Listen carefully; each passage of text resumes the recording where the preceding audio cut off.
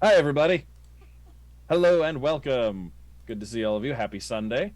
Welcome to another episode of Codex Legendarium, episode 6 weeks in a row. Woo! You've been here the entire time. Thank you for being here, and we applaud your dedication for being here as often as we have. Before we get started, Justin, any announcements to get through? Just the usual. I have a All link right. tree where we have our Patreon, Twitch, Twitter, Facebook, Discord. All links, you can check those out there. Also, you can also find our Tiltify link there. We raise money for Color of Change, which is a really great charity. Um, what's today? The 14th? Mm-hmm. There might be Yes, a sir. channel hiatus coming up in 2 weeks, but if I time things right, there won't be. All right. Oh, yeah. Oops. This Thursday, 8 p.m. Eastern Time, I'm gonna premiere the Ravenlofts campaign just to give me something to do on Thursdays. Woo!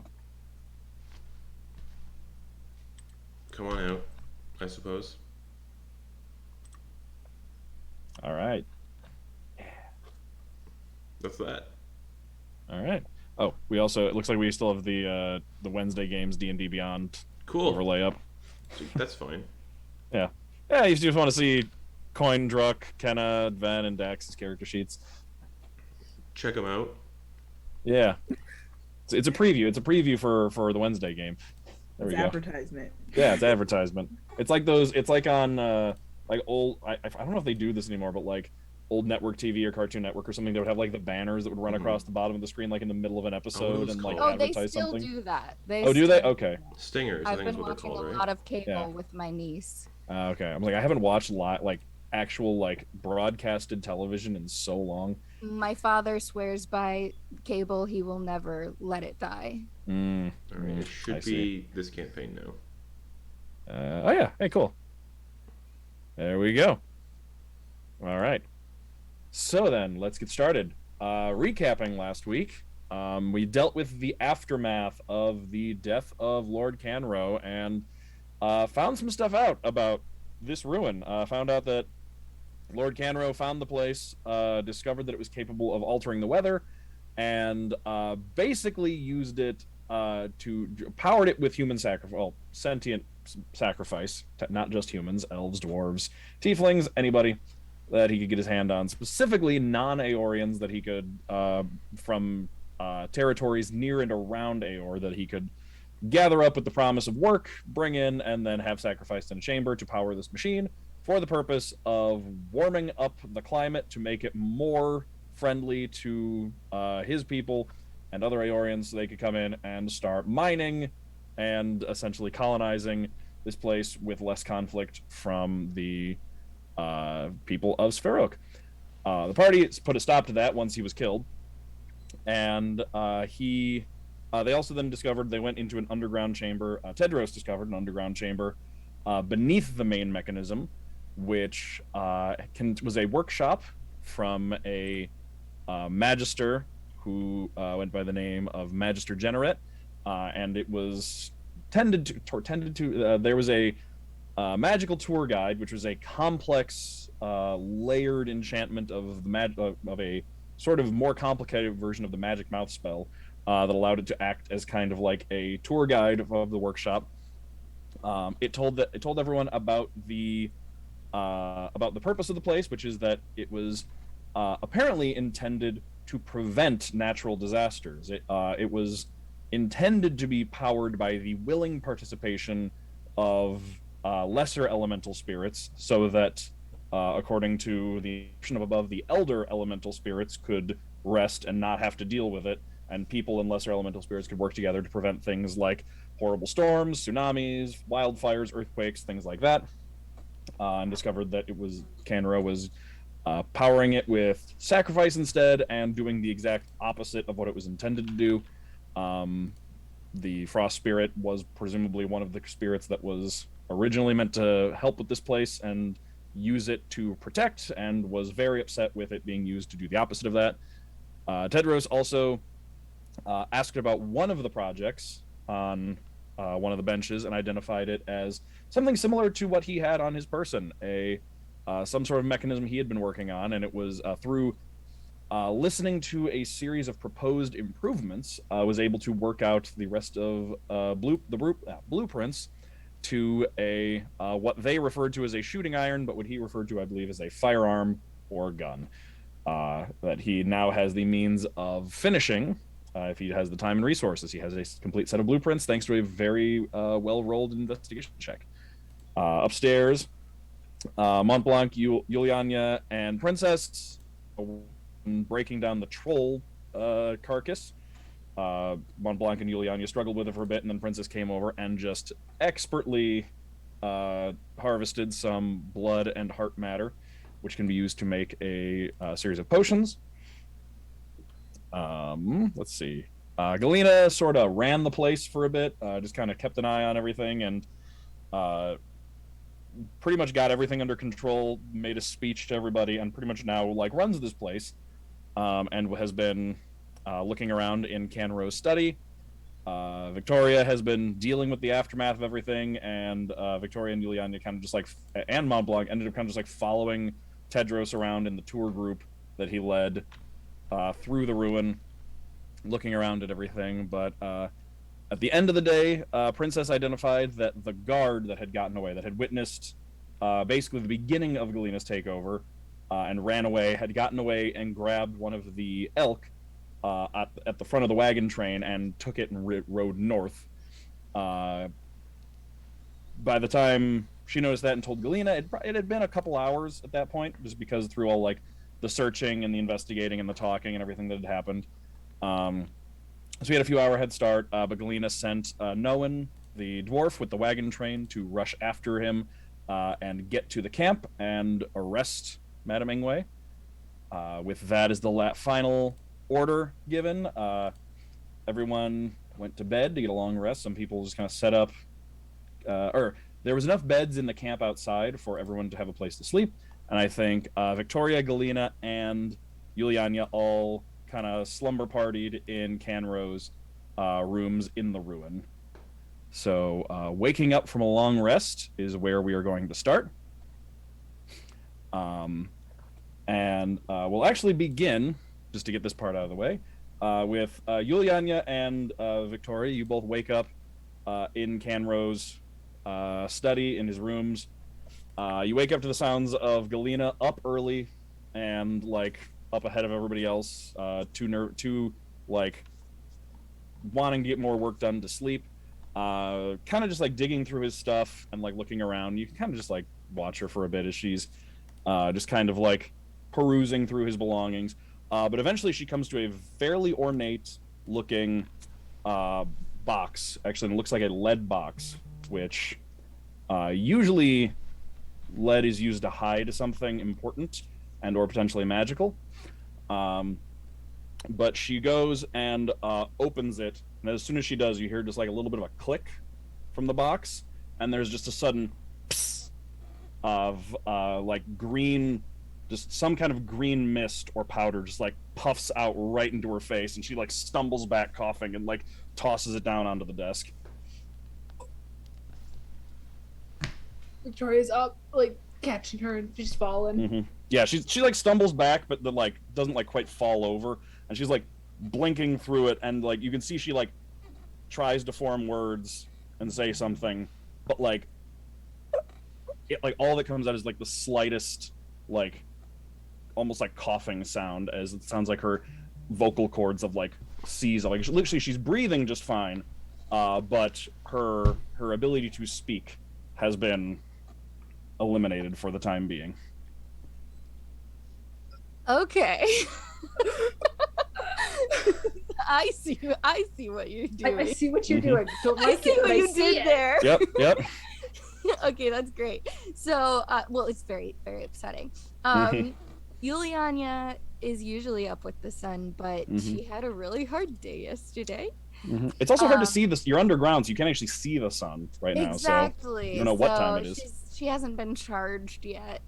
But she probably slept in like through a lot of that, but Mm-hmm. caught the tail end and is like waking up and kind of rubbing her eyes. Yeah, so she's like, Galina is just like sitting there, just like continuously trying to speak, waiting for it to wear off, but like it does not seem like it's wearing off anytime soon. And it just seems like Galina's ability to speak has been eliminated. You would probably guess that this was put in here by Canrow to just in case anyone came in here and was snooping around, probably as a means of making sure that if anyone started snooping around his stuff, this would happen to them, and he would be able to find them before they were able to tell anyone too much, just kind of as a stopgap solution, so he could deal with them. But since he's gone, this is just gonna be a inconvenience for everyone. Okay, so yeah, Yulyanya sees what's happening and runs over. Oh my God, Galina, what's happened? She cannot speak. No voice. She cannot speak. What happened to your voice? Oh, maybe we should.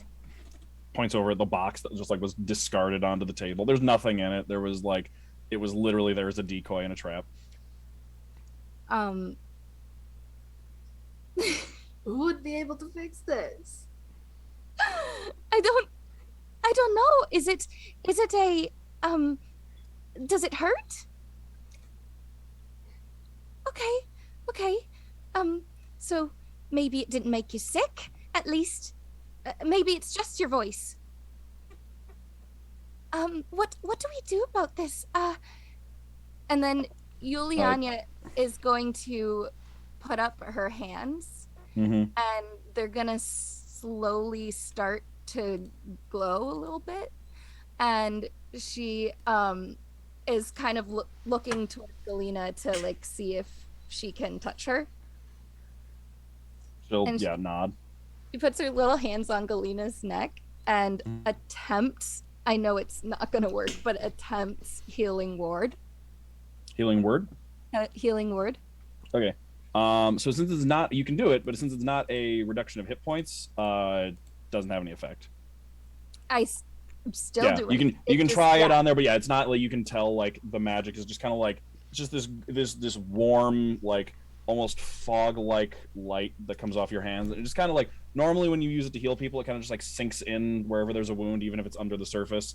It just kind of like billows off like fog hitting a surface, just kind of like flows off and around her neck and just like trickles down her shoulders, like looking for a wound to heal. But since you all just had a long rest, there's nothing to heal, so it just kind of like if she woke up with a sore throat, maybe her throat feels better now. Yeah.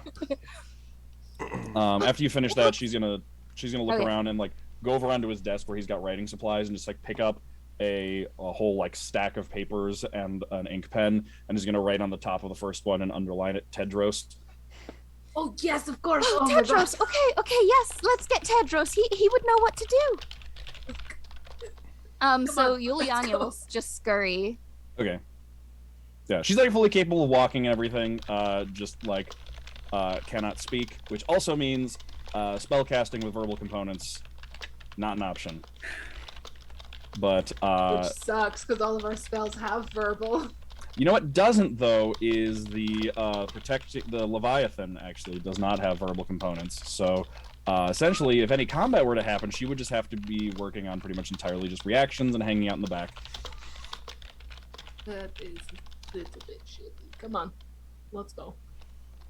Okay, so you can go out. So everyone else is camped outside in the camp with everybody else. You pretty much all the other three of you got your own tents. You pretty much got like officer or like the tents of the officials who were also working there. Like they bunked up together to make room for you. So each of you has a pretty nice tent. It's one of those like more permanent tents. Like it is still canvas on the outside, but it's a taller one. Like it's one of those ones you can stand up inside of, and it's got like a wood plank floor, and the canvas is like nailed down to the edge of the floor, so it's like a semi-permanent tent structure, similar to the ones that were over at the merchant camp where you all met up. So the three of you are waking up outside, to the sounds of the sounds of the camp like kind of coming alive and waking up, but kind of like really on standby mode because they don't necessarily know what they're doing today, like or at all. Their main purpose has been cut off, so like you can hear like you can smell breakfast being cooked, and like the daily maintenance chores happening. But for the most part, there's a lot of just like confused milling around, just like waiting for instruction. And as all of you are getting up, the other three of you can be hurrying outside with Galina, and you can figure out. You all knew where everyone was sleeping, so you can find Tedros' tent pretty quickly. Yul would run straight to Tedros. Okay. Just be like, Tedros, on the tent. All right. Just give me a second. And Tedros probably. I mean, he didn't stay up all night, but he definitely stayed up a little bit longer than he was supposed to, and then probably got up a little bit earlier than he was supposed to, since he stayed up a little bit later, and he just kind of, slides everything over. And he's like, "Yeah, sure. Hi. What's wrong?" Lady Galina, she needs you. She can't speak. She can't. Oh, okay. And he'll turn back and he goes to grab his crossbow and realizes he's probably not going to shoot Galina, so he just walks off. Yeah, she and Viktoria are hurrying out. Yeah, are hurrying out the front of the, briskly walking out the front of the ruin. You can see Galina again walking fine, appears to be fairly healthy, but just like keeps moving her mouth, but no sound is coming out. I think it would probably take him some time to figure it out because I'm sure she's like a little bit further away and looks fine. So it's like, Oh, you can't talk. She can't talk at all. Oh, okay. All right. What happened? A box went in her face. I didn't see it, but I did see the box, and there wasn't anything in it. You sure? Do you still have the box? Do you remember where it on was? the desk? Go get it. Yulyanya, You're strong. Go get it. Yulyanya will just scurry off to get it. Okay. Okay. All right. I'm gonna be honest with you. I am not a doctor. I just play one on TV. No. That's TV. Good Doogie Howser. I'm not a doctor. I just keep you from like dying sometimes. So the closest thing we have to a doctor here, though. that's really How bad. far were the tents? How far were the tents from the office that we were just in? Not too far. You Okay. can make it pretty easily. So you can like while they're like they can talk for a little bit. Tedros can get a little bit of a inspection in at first, and then you can come back with the box. So go ahead and make a medicine check. Just kind of like do a quick, say ah. Yeah. Okay. Just bend down a little bit. Well, you know what? Why don't you sit and I will stand? This will be easier. And okay. And just You bring her into the tent and like open up the flaps so everyone can come in, sit down. Princess and Montblanc, you can hear the commotion outside and like Yulyanya like running back and forth, and Viktoria and Tedros. Like you can hear you were all pretty close together, so you can hear that there's some kind of commotion going on as they bring Galina into Tedros' tent. Correction, Princess is dead to the world. Oh, that's right. Princess is the heaviest sleeper. So Princess is dead asleep. Montblanc is if I remember correctly, a light sleeper though. So Montblanc, you are this. If you weren't awake already, this definitely wakes you up. This whole commotion. Yeah, it's like the tent next to yours, basically. Enjoying the silence. All right. That is a total of 13. Okay.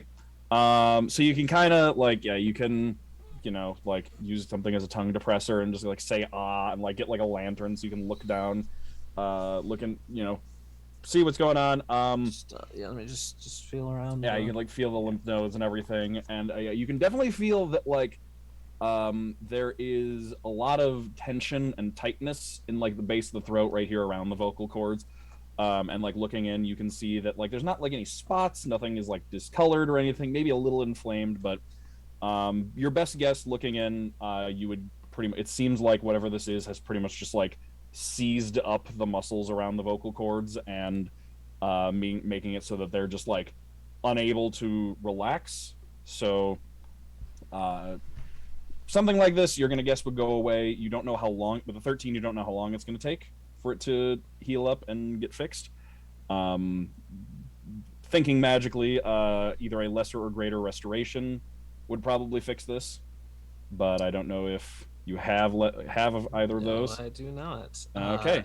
And so Tedros says, I don't think this is like injury or damage. It's so when you're doing most healing, you're trying to undo a hurt, but in this case, there's no hurt to undo. The muscles do what muscles do, and while they're stuck Tedros! doing this, what? Tedros, Yes, I have yes. the box. I have the Great. box. Great.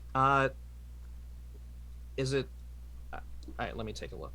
And he, kind of like steps away from everybody, and holds his breath and like holds it out and just like cracks it So open. it was Point still it towards yourself. Like cracks it like away. okay. Nothing happens when you open it away. It seems like it was like a single use type thing, and you can when you open it up and turn it back around. It's not hard when you look at it to identify the very basic mechanism that was used. It's actually looking at it, you can actually tell that this was the mechanism itself is actually the base mechanism of a music box. This was basically just like taken out, put into a lead box, and then instead of like where the it's like got a wind up mechanism to it, and when you lift up the lid, like a little spring loaded something goes up and trips it, and like little flywheel starts, and like a thing starts spinning. And normally that would like turn a cylinder covered in like little bumps over a series of like metal teeth and cause that to make a sound. That part has been removed, and instead it has just like a little thing that like a little pressurized thing that basically just like launches out. You can tell that like it's actually a little like broken. It was covered by like wax paper, and there's like a little wax paper seal that was broken outward, so it looks like it basically just built up pressure in that and kind of like squeezed it so that that part exploded outward, and there's like the smallest bit of residue on the inside, but currently it's none of that is dangerous because it like needed to be sprayed on the face and it has been expended and used. All right. Well, couple things. First, I don't think it's permanent. I can't say for sure how long it's gonna last, but I'm kind of what I can do. So Galina, I think you're probably gonna have to take it easy for today. Which I'm happy is, about that. I know, but just hear me out. It's been a lot going on, and you can't do anything about it anyway, so you might as well just make the best of it. But I tried to heal her. It didn't do anything. I tried to do what you did when you helped me. well, this isn't. There's no injury here. Her throat is just the muscle. Like it's. Have you ever woken up and with like a strain in your leg? Like you ever feel like you Yes? pulled something? Like Yeah? yeah, it's like I don't know. Like maybe you were like sleeping and you just slept the wrong way, and then you wake up in like agonizing pain. That's because your muscles just pull on each other and don't stop pulling. So it's kind of like that. I don't know how much pain she's in right now. How much pain are you? Just give me like a scale said of it 1 to doesn't 5 hurt. fingers. That's good. That's really good then. Then that's already fantastic. Mm-hmm. I don't think it's gonna last. My professional medical opinion, which is I'm not a professional medical opinioner, but I don't think it's gonna last for too long. But I can assure you that there are different ways of. Okay, well, we don't have to explain magic right now, but the M word. But Tedros said magic. look, He said the M word. Yes, but I don't think he'll say moobs. okay, we need to stop this. That we're gonna, and Tedros like reaches for the air and says, "We're gonna take that word, that moves. We're gonna take that," and he just like puts it in the box and then closes it. You can take words. You do that. That one, it's gone now. See, great, wonderful. I did that. He took your word. I can't say it anymore. I don't know if that's what that means. I think he means that if you say it, you're going to like end up like Galina. Not What? being able to No, talk. what? No, I would never say that. Yulyanya's like welling up with tears. Okay, here, take the box. Take the box. It's your word. Here, take the box. All I'm saying is there are different Just cradles the box to her things that you can do with some abilities, and I think that's well, I'm gonna do a lot of introspection about how to do that, and I think maybe in the morning I could do something to help if it's not done. So tomorrow morning, regardless, you will be able to talk.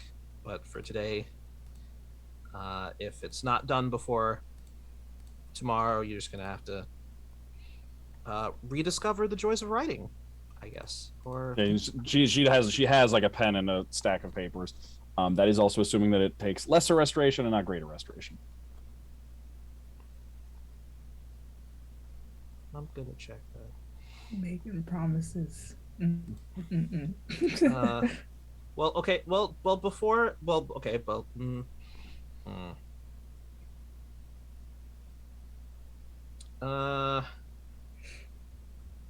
That's also not how you spell that. Okay. Look, we will do something about this. Okay. We'll figure it out. I will.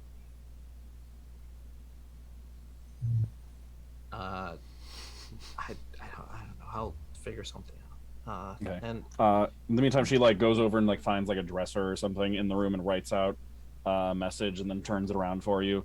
That basically just says, "Don't worry about that for now. For now, don't worry about that. You just focus on getting everything you need out of this ruin, and we will then go from there." oh, okay. Are you sure we don't need to leave now? I mean, I kind of stumbled onto more than I thought I'd see. So if you need to go, we can. But it's... Right side again. No, it's fine. Or no, it's fine. If you take more than 2 days, then we'll leave. But take some time and look around. I'm not going to do the accent if thank chat since it's the written word. It's written word. It's not technically. This is Tedros's inner monologue reading the words. So if you all want to hear the accent, you got to wait for Flo to Gotta get do back. the accent. Sometimes the accent is just a feeling you have in your heart. Well, It's true. okay, but if it's Tedros reading Galina's words, would Tedros not automatically assign the accent? I don't when I read what people write. Tedros. I don't Tedros assign do the accent. Don't bring him into this. Tedros do the accent. You know how like in like cartoons when someone's reading like a letter, it's automatically like narrated in that person's voice? Like, the person who But wrote this it. isn't a cartoon. Stop harassing our DM. I Yeah. mean, to be fair, This is bullying. I definitely just put a word in a box, so I'm not gonna rule anything out right now. Either way, that's what those are the words you get. And then Galina is going to go off and gonna go to try and micromanage the ruin and all the people in it and give orders via writing, and just gonna go off and continue doing what she was doing, just like write out her orders and instructions instead of speaking them. All right. Well, I guess that's how that's gonna go. Okay. Also, Yulyanya has the box. Yes. Yulyanya Okay. is like cradling the box. Then you can you have that now. It is a lead box with poison launching capabilities. Yeah. A trapped I actually trapped really lead wanted box. it all along. Oh, it's a Probably. lead box. Yeah, it is a lead box. That was one of the things. That was what attracted. Like, it's a lead box, which is like, oh, what's in this? That's you usually use that to hide stuff, and then it was just poison. But it can be used to hide stuff still. But then if you wanted to load, you'd have to get more poison, and if you wanted to load it, probably I would say that Tedros would need to actually load the poison in, just because the mechanism is very delicate, and just make sure it doesn't just set off prematurely. Given the proficiency with Tinker's tools there, but once it's set, if a person opens it, it will just spray poison in their face. So that is the thing you have. Yulyanya is just kind of like shifting her feet and looking around, and she's like, I think I'm gonna go get dressed.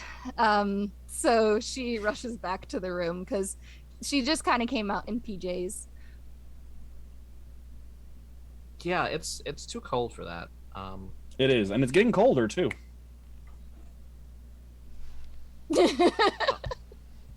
Nope. Well, it is getting colder, huh? So yeah, she goes back to the room and puts the box in her bag. Okay. It's almost like the this round of sacrifices didn't happen, and so the weather is starting to drift back towards normal. What's in the box? Poison. Wait, colder is normal? Mm-hmm. You're in like the tundra down here. Except for Galina, who's just chilling because she. Oh yeah, just absolutely fine. Yeah. I will actually say this is so for Montblanc and Yulyanya, where you two met was actually colder than it's been. Like, as you came closer to the coast, like leading up to our first session, it got warmer as you get closer to the coast. So like it's been a little warmer than you were used to. Now it's starting to like the temperature's starting to like drop back down closer to where it was when you two met. So like those 15, like you'll still be fine with your 15 cloaks. That like you put those on like to acclimate to that. You've actually been like pretty toasty with them out here. It's just gonna get back to being like, you know, a little more chilly. Yeah. Oh, that So reminds me. she's gonna put all of that back on. Okay. and then come out. Okay. Oh, All right. actually, she would probably start wondering about Princess Mm. and maybe take a visit over to Princess's tent. Okay. Princess? No response. Sound of little hands on fabric. Princess, it's Galina. She can't speak. Princess, are you awake? Are you alive? Princess, are you alive? Are you still outside the tent? Does she say that? No, that was just me asking you. Yes. She's just standing there, like continuously asking and like knocking and like wondering if you're alive in there. Okay. After like a minute and a half of you doing that, like Princess is gonna open up the flap slowly and just look down at you. Good morning. Good morning, Princess, except it's not a good morning because Galina can't speak. Come again? She lost her voice somehow. There was a poison of a gas and it went in the box, and she's just gonna kind of take the box out of her bag, and it went like this and sprayed poison, or well, I don't know, voice thing. It sprayed a spell or something. I don't know, but she can't speak. Does she require my presence? As Is it good? moral support, I think. Aren't you guys friends? Oh, one moment. And Princess is gonna go back in her tent, grab her coat because it is getting colder, and she did buy a coat for a reason. But she's gonna leave her hat in there. And she goes to sleep with like braids in her hair. She has two braids that are like pinned to the side that she's gonna just come out with no makeup on her face like she usually has. She's like, okay. All right, where is Lady Galina? Where did you say she went off to? It's over here. And yeah, she's gonna follow wherever like Yule brings her. She probably would grab onto like Princess's sleeve of her coat and like start like walking ahead of her All to lead right. her to that direction. Okay. Yeah, you can go inside. You can find Galina like writing out instructions specifically to where to put her name? Williv, the one that Galina was kind of coordinating with at the end last time, and just like kind of coordinating most with Williv, and just like talking back and forth, and just kind of getting information on things, and just like finding out like how this operation works and all that, and just kind of continuing where she left off, despite the fact she has to communicate by writing.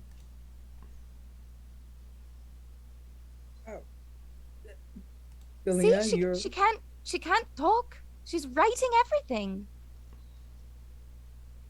how'd that happen? Didn't I just Poison. tell you? Poison. You found that in Lord Canrow's office, didn't you? Well, yes. She nods. Then she looks at you. How early was she up? I don't know. I'm usually up so early, but I just didn't. I didn't sleep very well last night, so I don't know how I don't know when she woke up. That's fine. As a semi-professional sleeper, I'm going to say that you are all frankly up far too early. But I can't be too mad at you because you did go to sleep. You just woke up a little early and got yourself into trouble. But you seem fine. Are I'm assuming you're fine. Yes, you're fine. Well, if you need me, you could send someone off to. Yeah, yes. Not being able to talk seems like a bummer. Uh, but I'm sure again you'll be fine. But everything's fine. I'm assuming. Yeah, you're good. All right. She's still very discombobulated from waking up earlier than her body likes to. Okay. Food. You probably haven't eaten breakfast. I'll grab you something. And then it's like, you want to come breakfast?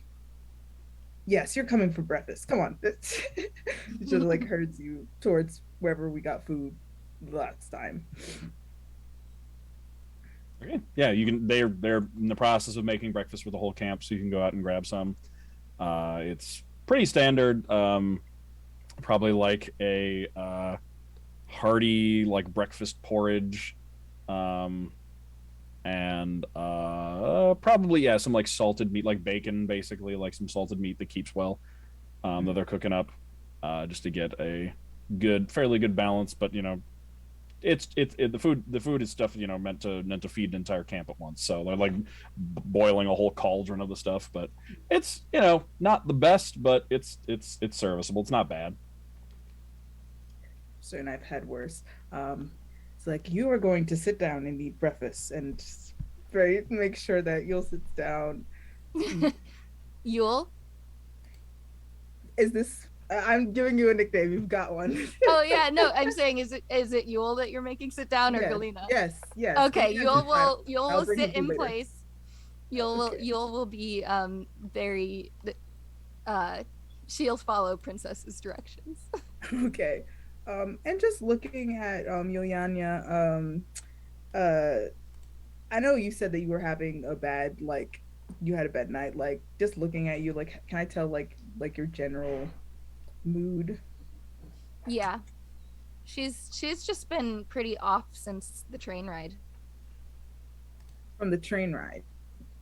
Like ever since then. You would be able to tell, yeah. Okay. All right. How have you been? Well, I've been fine. I think I've been fine.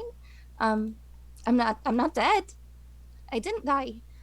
I didn't find my sister either, but there's more places to look.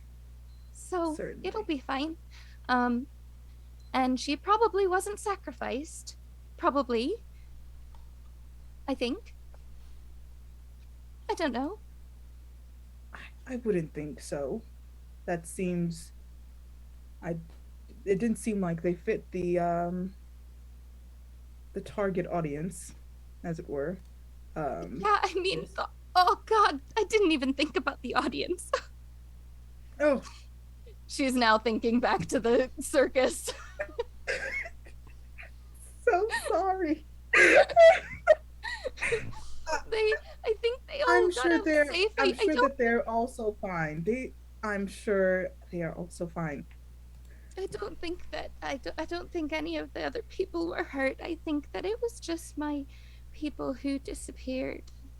Hmm. And how many were you traveling with? Oh, well, we have a small troop. It's just my sister and four others. But we have a rather large presence. Some places people know us really well. At least they know sister. They know reverence. Reverence. Yes, the great Reverend Skybringer. And Skybringer. Sounds beautiful. And Yeah, that's it's your older sister? Oh, she's not my sister. No, she just that's just what we call the older women in the valley. Everyone, it's a title of respect. Her name is Reverence, but Reverence. um, Well, where you always say the valley, but there are many valleys. Which valley?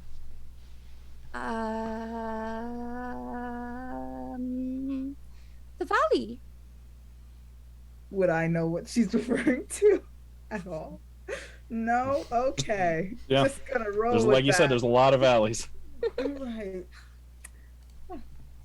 Yes. Oh, I'm certain we'll find them. And Montblanc said that he'll help you find them. And he seems a man of his word, at the very least. Yeah. If anyone could find them, it would be Monty. He can track really well. Really? Is that you were following his lead when you were coming across the snow? Oh, yes. Well, okay. I was cleaning up the wreckage and doing a poor job of it. I'm just one little person. But then Monty came and he just instantly was my best friend and helped me, and now we're here, and he even made sure that we kept some of the circus tent, and that's nice to have. It's very sweet. Well, I'm sure you'll find them. I promised Galina I'll get her breakfast, so I'm going to go do that. Thank you, princess. Anytime. And she does a little cutesy curtsy. Yulyanya is gonna just like bow. Yeah, then she's gonna take a bowl of porridge. I don't believe Galina eats meat, if I recall correctly. Just the bowl of porridge. Yeah, just a bowl of porridge. And Okay. it's Galina. All right. Yeah, she's kind of going through some stuff, some written reports and like notes that she took from speaking with some of the officials and Williv, and just kind of like writes out thank you and holds it up before taking the bowl of porridge. Prince gonna says like, and you're going to eat that, and I will be back in 45 minutes to ensure that it is empty. Just like pen in one hand, picks up the spoon in the other, and just like starts alternating back and forth, like eating while writing. Good enough. Good enough for me. Yeah, and Prince is gonna go walk back outside. Okay. Montblanc, you've been awake at this point, just you enjoying the silence. But are you just hanging out in your tent? Or are you? Yeah, I'm gonna try messing with those vials of troll blood and troll heart chunk. Okay. Yeah, I think do you have an alchemist kit? I'm proficient in it. Huh, guess what? Okay. I don't.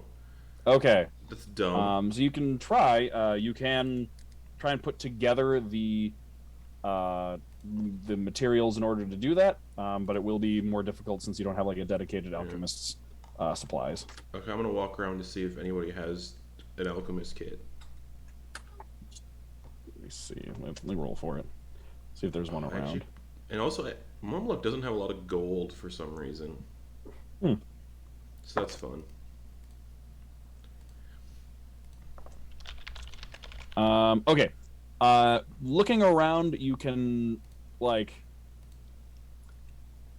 you don't spot anyone with a dedicated like alchemist's supplies, but you can spot enough materials to be able to make a set basically. Okay. To like put together like just some basic stuff like okay like I could take that and like that over there would be able to make like a pretty decent fire. Like there's some stuff for like small like you find like a little oil lamp that you would be able to make into like a small burner.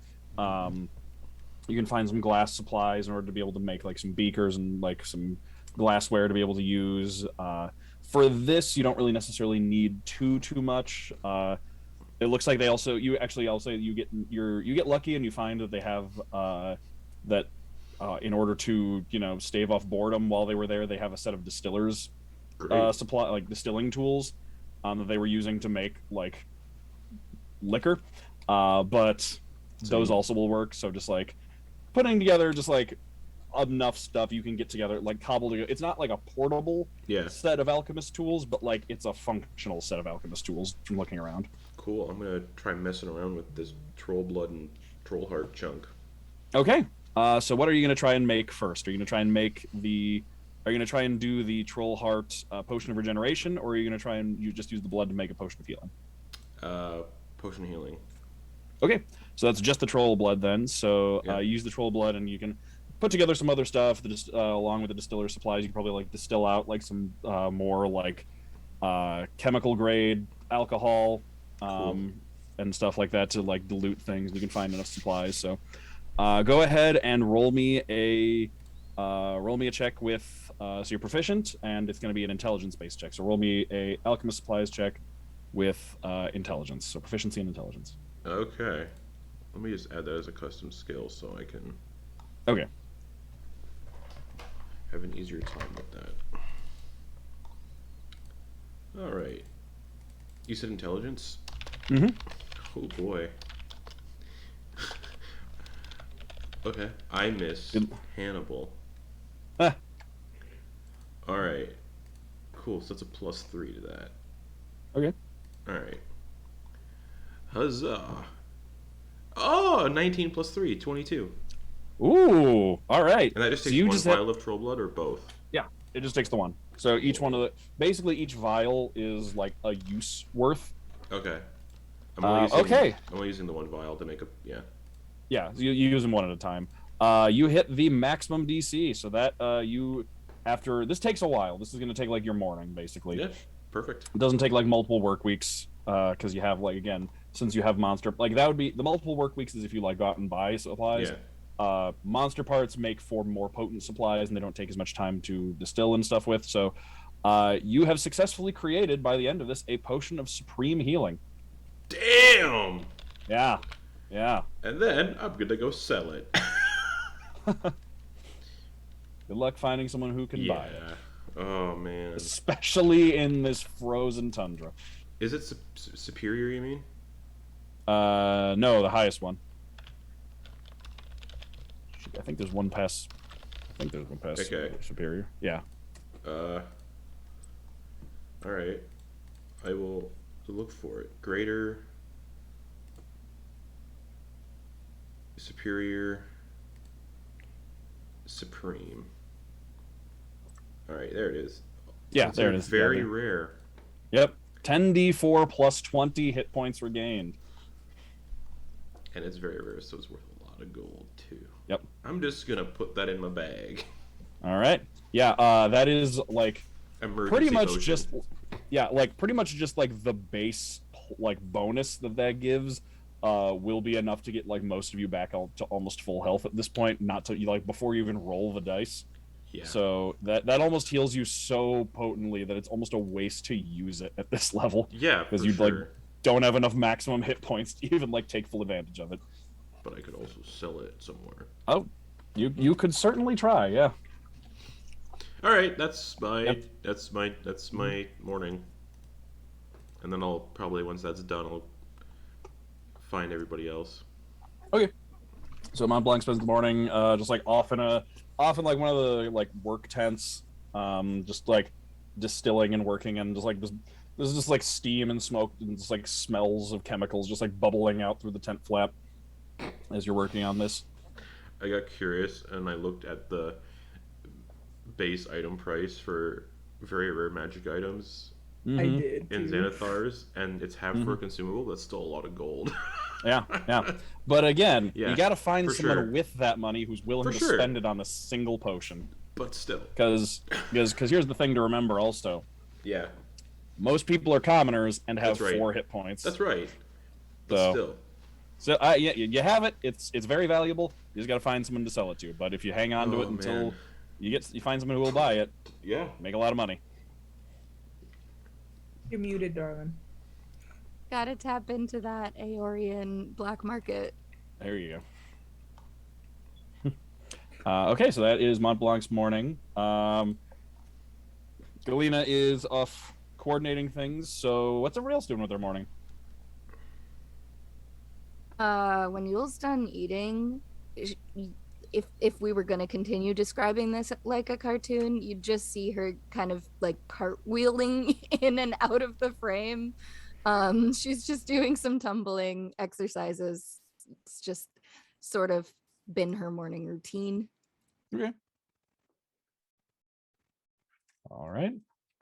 You probably noticed that like if you like, especially from the 30 non-sacrifice former sacrifices, you can like definitely draw their attention, and like especially some of your like more impressive looking warm-ups draw like a little bit of applause and everything from these people. They're like, oh hey, that's really cool. Yeah, I mean, especially when she's using her braid to flip. Mm-hmm. Yeah, you're definitely entertaining a small crowd at this point who have been through a lot, so they really appreciate getting some entertainment, be able to take their minds off of things. That makes Yule feel better. She's really happy when she's performing. Nice. All right. We got Princess Viktoria Tedros.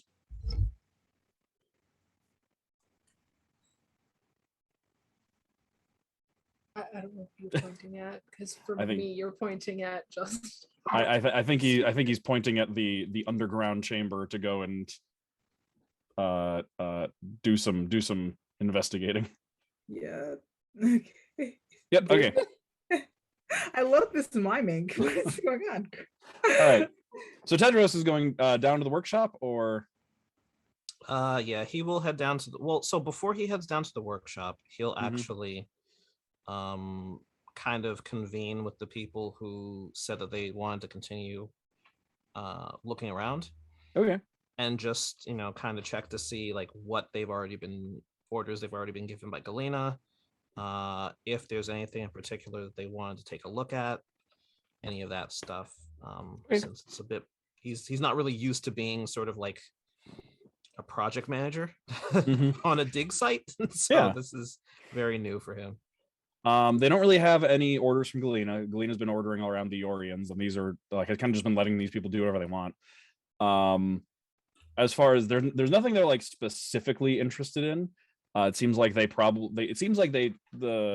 Canrow grabbed a bunch of people intentionally who like had no experience with ruins or archaeology, so that they wouldn't know like when something was fishy.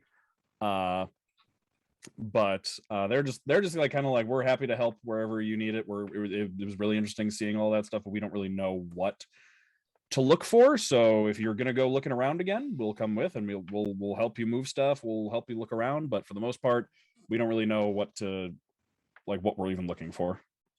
Okay. I think he would probably start by suggesting that some of them try and help Galina, like since she can't talk, maybe Okay. one or two of them with more administrative experience, or just better people skills, if nothing else, go and try and give her a hand, since Okay. she might need that. He offers his suggestion. He doesn't like send an Yeah. individual person, but it's like, if you want to, you can. That's better. And then for the rest of them, he just kind of says, all right, well, I'm gonna go poke around at some stuff and see what's around, and be aware that this and I think he would probably be doing it in like an open area. Mhm. I imagine he'd probably do it inside, since it'll be warmer than the outside. Yeah, it's like just inside, probably like just inside Yeah. that entryway. Okay. So he'll probably, he'll pick up like some of the small like slivers of metal and say like, this is what happens when you think that our tools can do anything to any of this. So don't waste your time. You're just gonna damage whatever it is. If you find something that looks particularly interesting, I guess just give a shout. Um, are for Tedros? Does he have familiarity with ruins usually being trapped? It depends. Usually, the ruins themselves are not trapped. In the intervening time since then, if anything sets up in there, that they tend to trap it, but the ruins themselves tend to not be. Um, from your experience with these kinds of ruins, it very much seems like it very much seems like these were not intentionally left behind. Yeah. They were like it is generally as if life just kind of stopped midday, like mid stride. Whatever was going on in the civilization just like cut off suddenly. So there was no like intentional trapping or protecting from things. Okay, yeah, it's kind of what I thought. Okay. So he'll let them know that. He'll say, Okay. there aren't really lots of traps in many of these buildings, intentionally anyway, but sometimes nasty stuff sets up in there. So go with a buddy or two. Um, I don't think we should have much to worry about. If Canrow was in here earlier and directing things, I'm sure he would have taken care of most of the problems. But if we end up coming across anything that he didn't touch, then we don't know what's going to be there. So be careful, go in groups. Other than that, I'm just going to poke around. I actually, if you know, I could get one of you to like hold a torch so I can get a better look at the door mechanism that we broke yesterday trying to stay alive. Mm-hmm. Yeah, there's lanterns around too, which will be a little easier to like hold up close and not worry about like burning anything or anyone.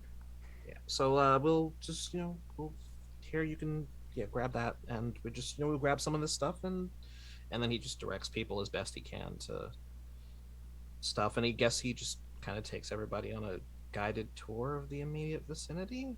Okay. While you're starting to do that, Viktoria, Princess, you can see Tedros just like starting up another tour. I don't know if you want to join in or if you have anything else you want to do yourself. After the excitement of this morning, when it kind of starts to slow down and we all go our separate ways, Victoria's like, shit, my cards. So she goes back to Lord Canrow's office, grabs her cards, and then goes and finds like a quiet spot in the ruins to draw her daily spread and all that. Okay. I'll do right What now. kind of quiet spot are we talking about in the ruins? Like Canrow's office is already pretty spot quiet. I don't know if you want to do it in there or Not necessarily, because like I feel like it could be disrupted at any moment. Okay. So the main areas that you have then are, and this is I suppose for Tedros too. So far the main areas you got like the entryway, which is pretty loud, and then there's the staircase down. There was a hallway. There were 2 doors in that hallway. Only one has been explored since Princess went in there. That was the room full of ash piles. The other room in that hallway across the hall from that one has not been explored yet. And that door has stayed closed pretty much. And then there's the kind of audience chamber where you all were dropped down into the sacrifice chamber. The floor is still dropped out in that one. So like the middle of the floor is just like dropped straight down into like this big cylinder. There's the control chamber where you have the big like murals of the 4 creatures. And then there's kind of like a stairwell in between there. And then of course there's the workshop down like underneath everything. But seems like only Tedros can get in and out of there. How quiet is like the room with all the pictures of the our tattoos? Pretty quiet actually, because there's no one has been really going down there. And if Tedros is, if like it'll be a little bit louder once Tedros gets down there with his tour group, but in the meantime, as they're making their way in that direction, it's pretty quiet. Victoria will position herself underneath the picture matching her tattoo to do this. Okay. She'll draw her 3 cards. Okay.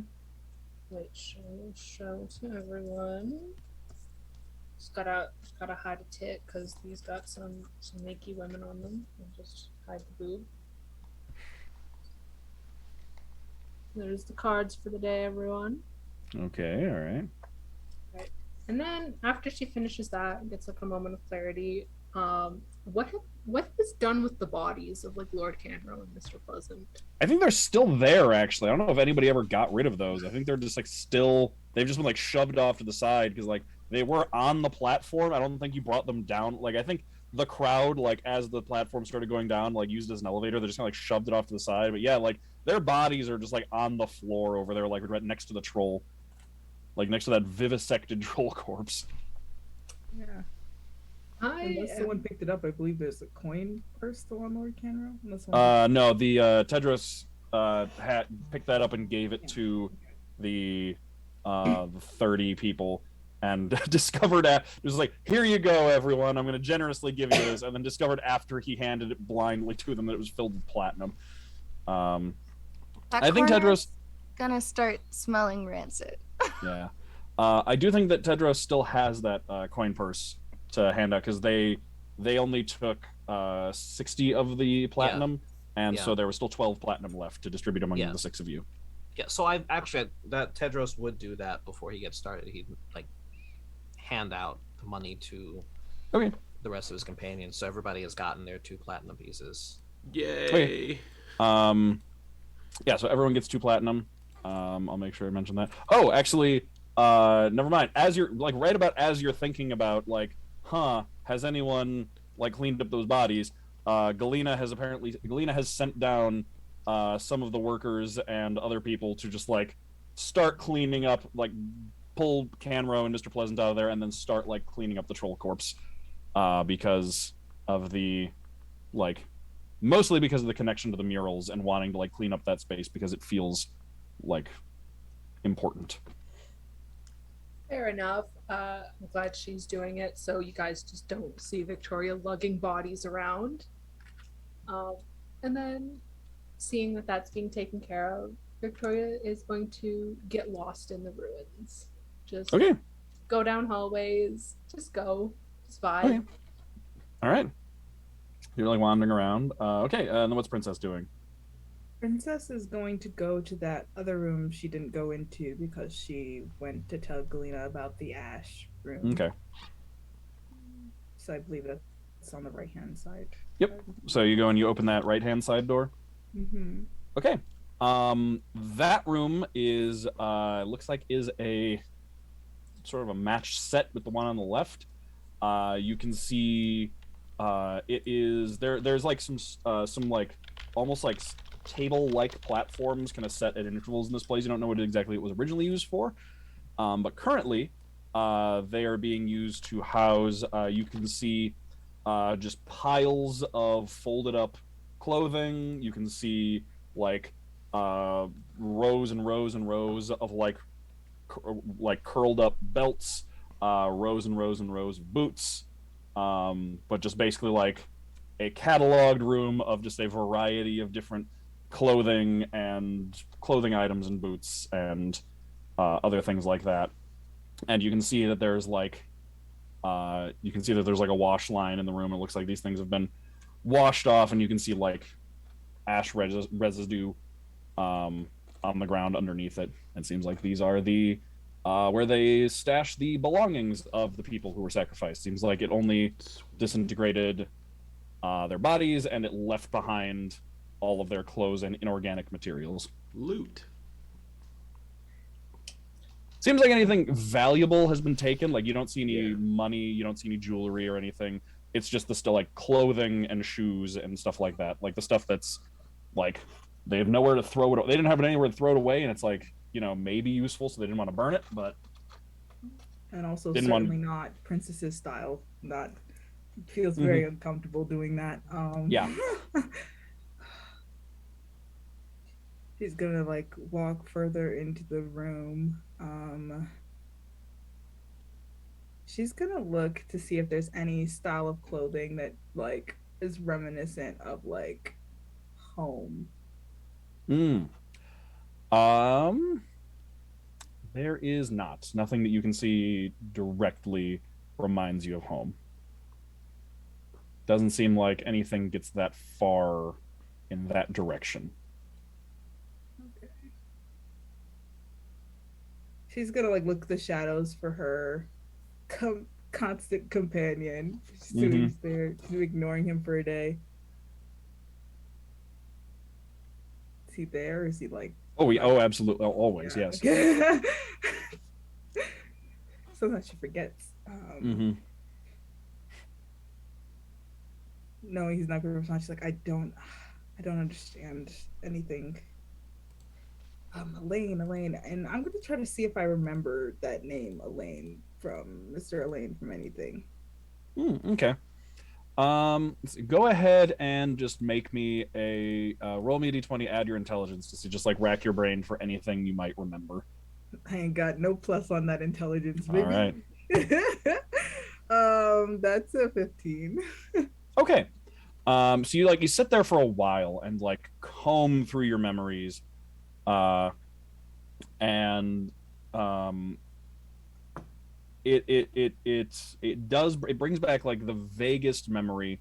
You don't exactly remember the conversation. You remember, you know who, though. Going through, you remember it was a morning in his castle, his home, his keep. As he had called you in to speak to you about something. You don't remember what he talked to you about that day. But you remember he was in the middle of going through his, like, he had just gotten like a delivery of letters and correspondence, which he was would religiously go through and like read through and make sure it responded to as immediately as possible. He would always, as if imparting a lesson onto you, would always tell you how important it is to keep up the flow of information and communication if one wants to keep their people and their operations running smoothly. So usually in times like that, you would have to just like stand there and wait for him to finish, even if he's the one that called for you. So you had been standing there, and he would have there would have been some kind of mention of someone doing a good job of opening new relations with someone else. You don't remember the name, but you got the sense that it was like some sort of other foreign entity. And when he like set that letter down on like the table next to him, you would have seen, you would remember now seeing the name Elaine written as like the signature. So seems like one of his more far-reaching associates, one of his people that he sends out far away to sort of like initiate contact. Lovely.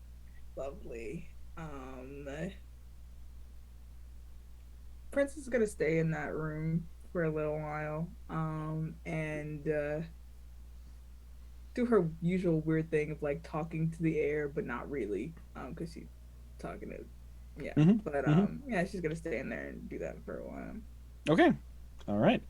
So let's get to Tedros exploring the ruin here. So you're gonna look at the door mechanism. Yeah, you can find that it seems like it seems like it is actually controlled some magically.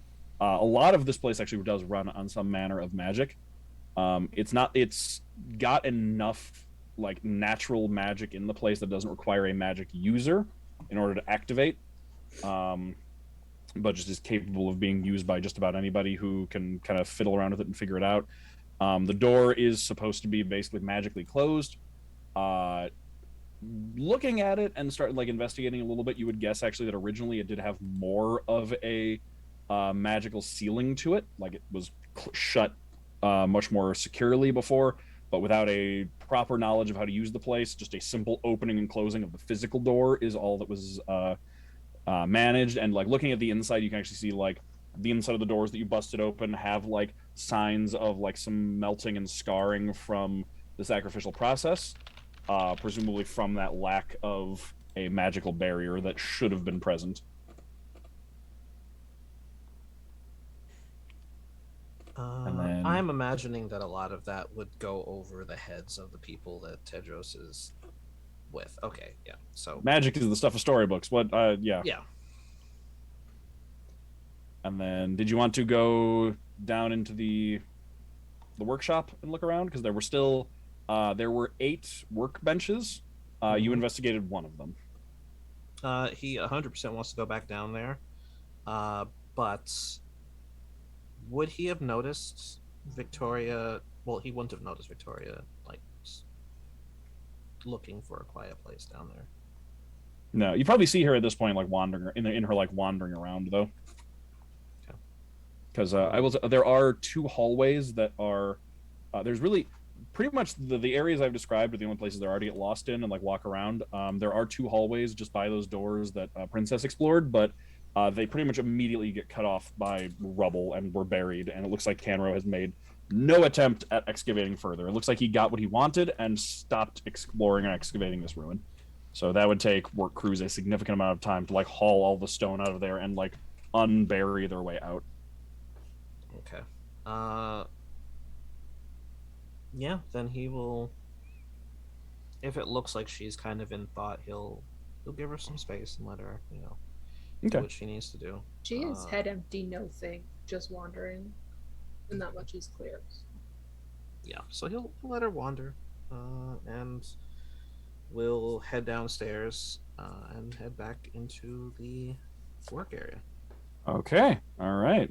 Let me see where I put all that. Okay, so yeah, you can find the stone statue still standing exactly where you left it. You can find all those workbenches.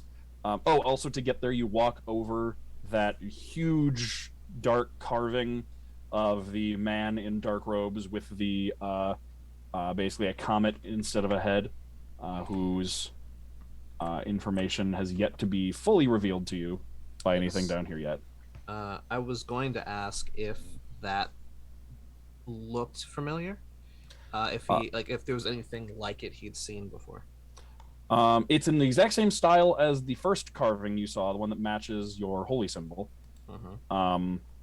But the design itself is actually what drew you here. The rumors of that carving is what what first drew you to this ruin to start heading in this direction. So you found it, but it, unlike the other one, doesn't seem to have much in the way of written information around it, giving you any more details. Okay. Then yeah, he I don't remember if he sketched it yesterday, but if he didn't sketch it yesterday, he would sketch it today. Okay. And then we'll head into the basement, and he'll just let people know that he's going to be down there for a while. And so if they would like to walk around and look at other stuff, they should probably, go do that. But if you're okay with if you're okay with being down there for like 3-4 hours a clip, then come on. Otherwise, not for you. Yeah, a few people will come down there with you. And you see the 8 workbenches, one of which you've investigated the contents of, and then the helpful talking statue that answered your questions yesterday and also gave you that leftover message from the Magister. Awesome. So he will probably start by just inspecting all of the workbenches now, just checking to see what was on them, if there's anything still left. Give me an investigation check. Just kind of poke around at them and see what you can find. That would be... Sure. I think he's probably distracted. That would explain the 7 total. Yeah. You're looking around. It's a lot of just like dust and debris and just like piles of rust and like rotted, like presumably wood, maybe, but just like it's just like piles of dust and like flaky rust, and like it's the more you poke in them and touch it stuff without knowing what it is, the more you risk just like crumbling right through it. So you're probably keeping your hands off. Yeah. So you don't really get much information from just like poking around and looking at each of them.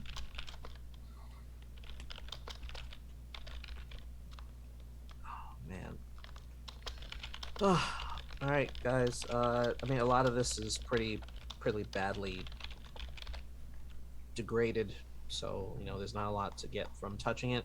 Just like if you cannot touch it, that would be great. Like I don't know. If we have time, I'll like do an outline of what the dust piles look like? I don't know. I'll figure something out. But all right. I guess it's time to talk to our friend here, and he will kind of like reach for it. He wasn't actually the one who activated it the last time, so he just kind of like walks up and just like pushes it in the middle of the chest. It's like as soon as you reach out, like make the intention to interact with it, like before your hand even gets to it, just hello. I am here to help you with anything you need. What are your questions? Okay. Hi again. You don't want things, right? Yes. Okay. I don't. All right. Well, that hasn't changed since yesterday. Yeah, that like hairline fracture crack runs across its face before it just like dislodges into this moving mouth. Okay. Oh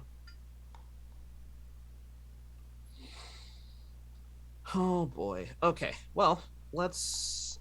You mentioned.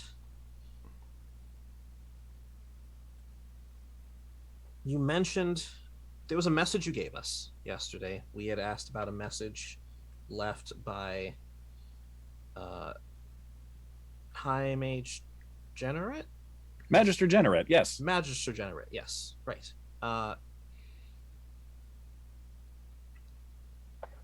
Is there anything in your archives about the cards? I don't know anything about cards. Okay. Oh boy. and Tedros, like, okay, can you repeat that message that she gave again? And like, you, Sam, don't have to repeat the message. Okay, yeah. This is more like Tedros got. Like, yeah. He's like, can you repeat that message for us again?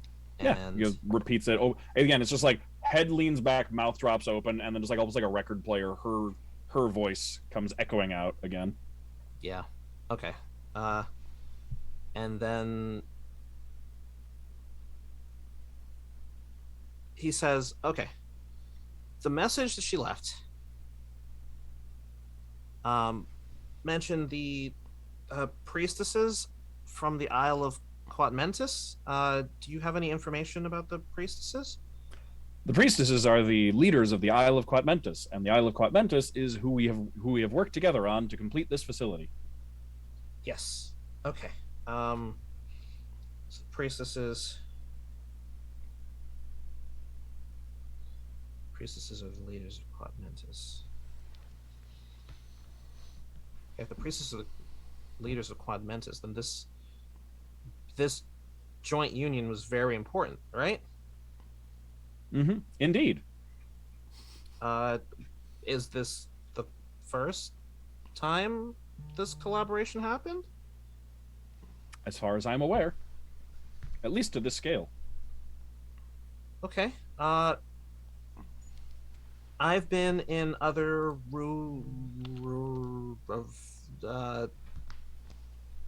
places associated with the Union. Where is the nearest Union location? Well, the just kind of like there's like almost like a moment of processing, and just the Union is continuous across the majority of the known world, so our nearest location would be anywhere. Oh boy. Wait a second. The whole world? For the most part. Wait.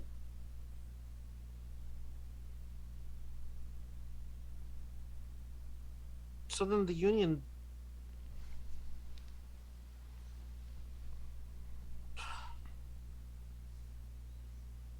So a global...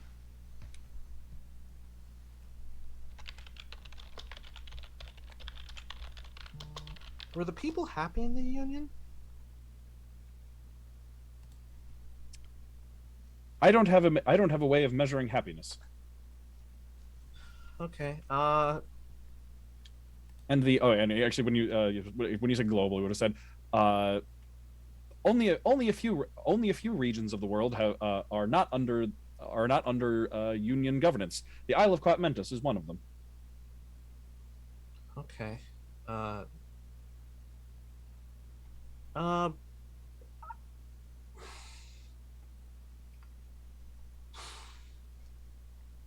man, this is hard. Okay. Where is the island of Quatmentis?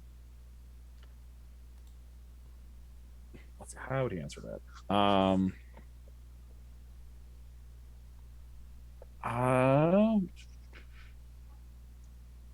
Uh, he would probably say, yeah, would probably say, the Isle of Quatmentis is approximately. Actually, double check something really quick.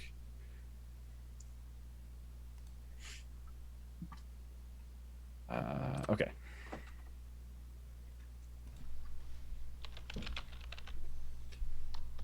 All right. Yes. So we will say the Isle of Quatmentis is approximately 60 Kentramars off the coast of Bentirol. I'm.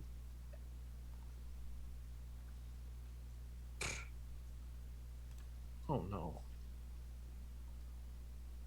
Oh. They're using metric, and I'm not.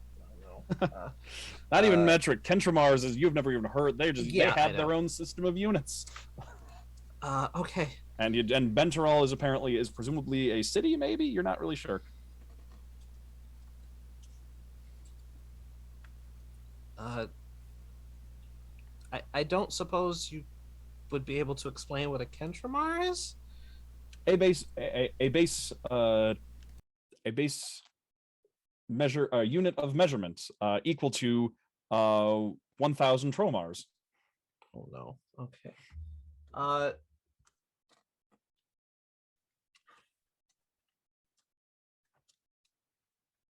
do you have like a unit of like feet?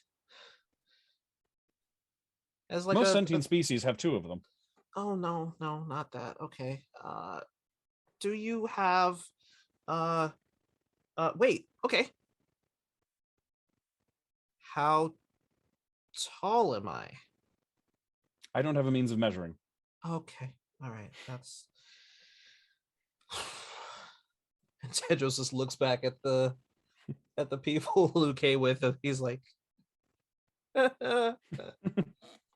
it's I promise this is really exciting, even if it's not very exciting. Okay. I think that Tedros would probably just like be at this for most of the day, of at least the first like the between breakfast and lunch stretch. We don't have to do like every single question right now. Okay. But he's just like trying things and trying to figure out what, because it just occurred to him that all of the measurements that he got now all have to be have to be like reconfigured to match what he understands. And he's like, oh no, this is going to be a lot more difficult than I thought it was. Actually, in terms of the blueprints you got, the blueprints you got all of the or enough of the measurements you got. So a lot of them were in this like other measurement system, but a lot of the ones you did get, because they were proposed improvements, were given proportionally.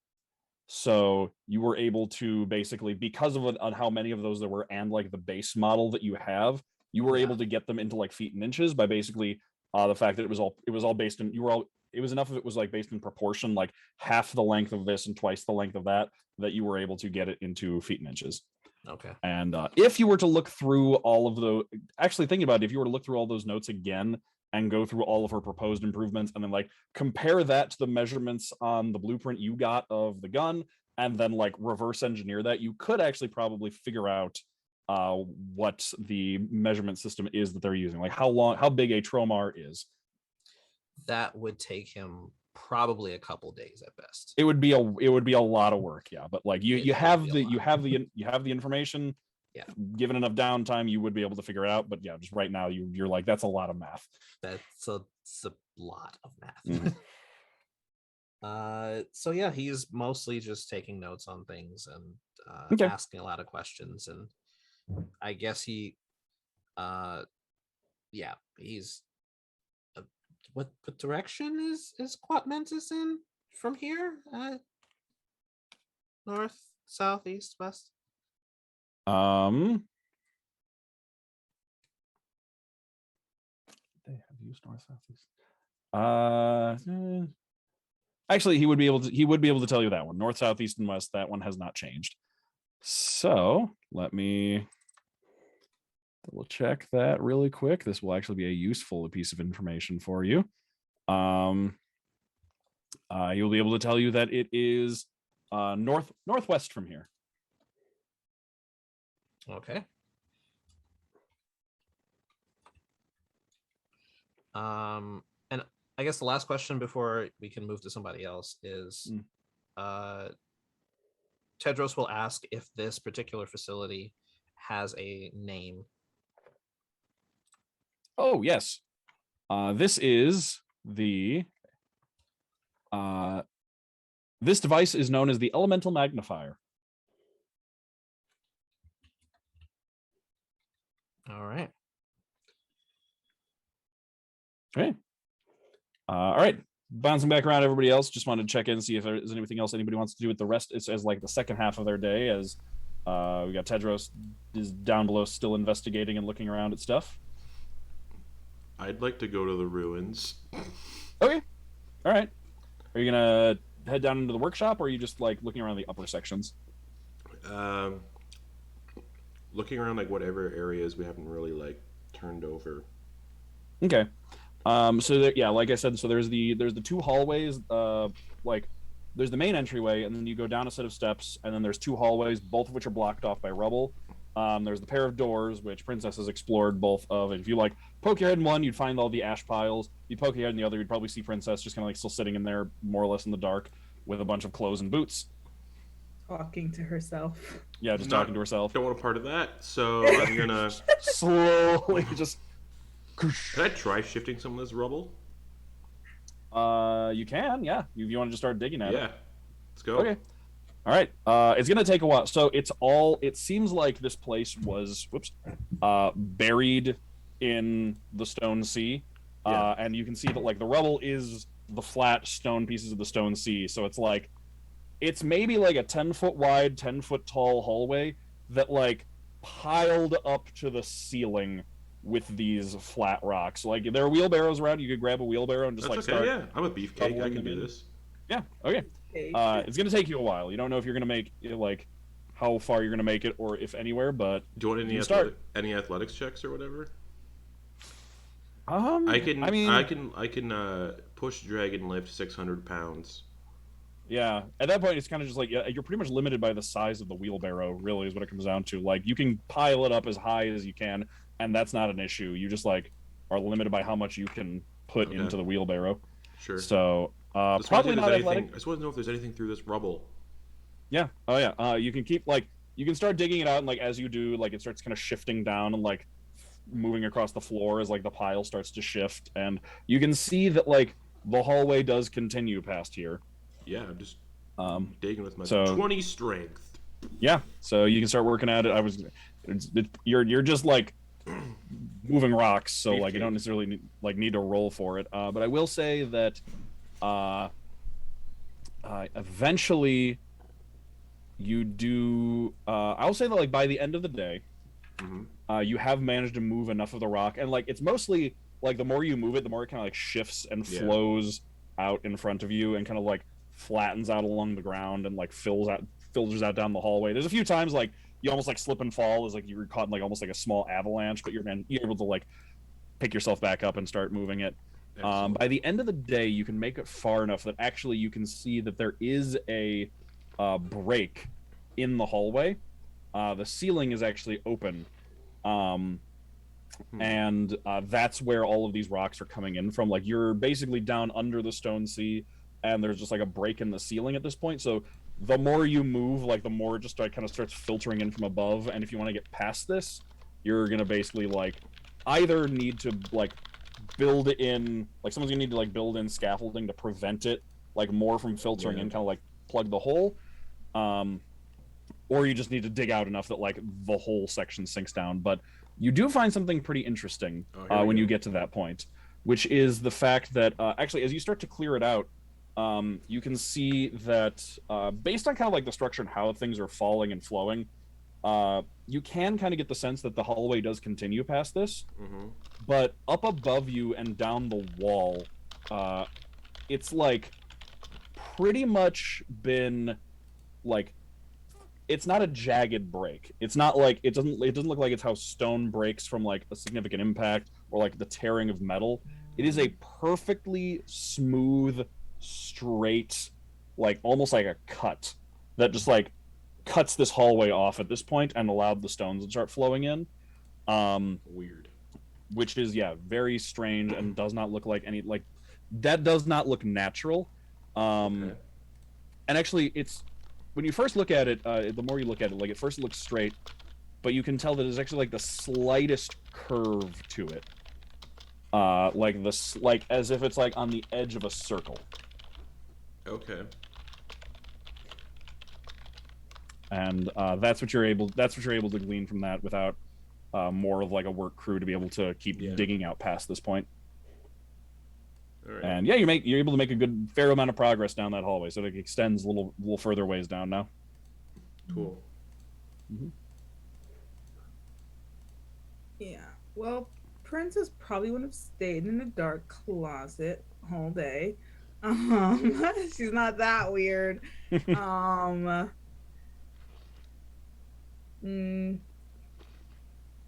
I actually was gonna go like see Montblanc. So you've been working all day, correct?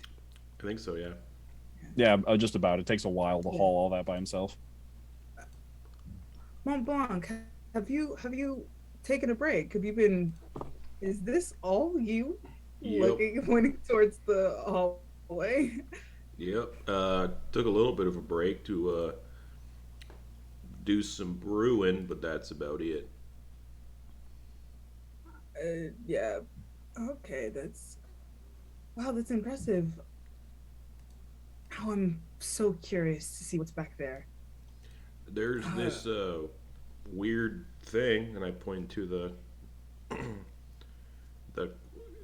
curved straight cut. Yeah, it's like it's as if like a massive blade came through and just like chopped off the hallway, like like running side to side basically. It's like when you get to the edge of the floor and the ceiling, like it's such a big circle that it looks like it could be a straight cut, but just like the more you look, if you look closely, you can see there's just like the slightest bend to it. Yeah, so I found that. Huh. I wonder if that's meant to keep people out or to keep something in. The way this caved in. And is the other hallway the same way with the rock slide? Because there's two hallways, correct? The other one was also just like caved in with rocks, but you're not sure how deep that one goes. Okay. Fascinating. All right. It's like night. You said it's like the end of the day. So is that like end of the day, like late afternoon or like evening? Like probably like into the. By the time he's finished at this point, they've been like into the evening, basically. Well, I don't think you could get any further on that. So maybe let's go find. Tedros is probably also nose deep in whatever he found in the ruins. And have you seen Viktoria at all? Nope. She went in here as well. No. Okay. Princess is gonna go try to find Viktoria because she has an idea where everyone else is. Yeah. So did Viktoria just continue wandering like through the afternoon and into the evening? Absolutely. Unless someone comes and gets her and stops, she's just mindlessly wandering. Did she go out of the ruins at this point? I don't know. If she found a way out, she would have, yeah. It wouldn't be hard. Like you could just go out the front door, so like you could just be out like wandering around the perimeter of the camp, like out in the stone sea. Absolutely, that sounds about right for her. Okay. Just So mindlessly wandering by the stone sea. So that's where you find Viktoria, is just like mindlessly wandering around outside. Viktoria? Hold up there. What on earth have you been doing all day? I did not realize it was like nighttime, so that is a great question. All right. Are I know I asked this last night and you said you didn't want to talk about your feelings. And Galina can't really talk to you at the moment, but are you certain you're okay? Am I okay? You just leave it up to fate. Um, you would notice that when you ask that, Victoria starts to like tear up, and she's holding something back. She's just like debating if she can tell you or not. Get I'm never one to force anyone to share what they don't want, but it's almost time for dinner. I'm pretty sure Galina would probably be busy, but we could, get dinner and eat. I know you slept with Yulyanya and Galina last night, a sleepover, but it's not late enough to sleep. But we could go grab something to eat. And if you want to talk, we can talk. But if you don't want to talk, that is completely fine. I killed the man. Yes. Was that your first time killing a man? Yes, it was. And now every time I close my eyes, I see it.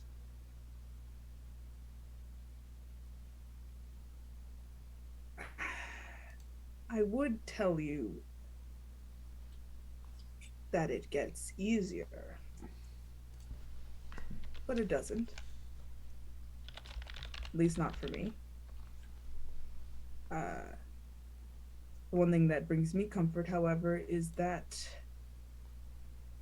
whoever I get rid of, for the politest way of saying that, I think the world is better off without them.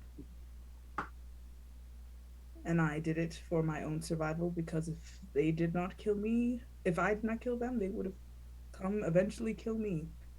He was going to kill or be accessory to kill so many people. And that may not help now, but maybe later. It is not my job to enact fate's will.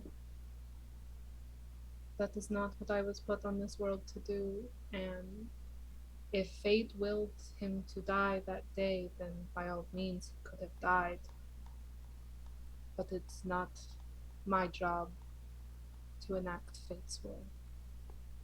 Hmm.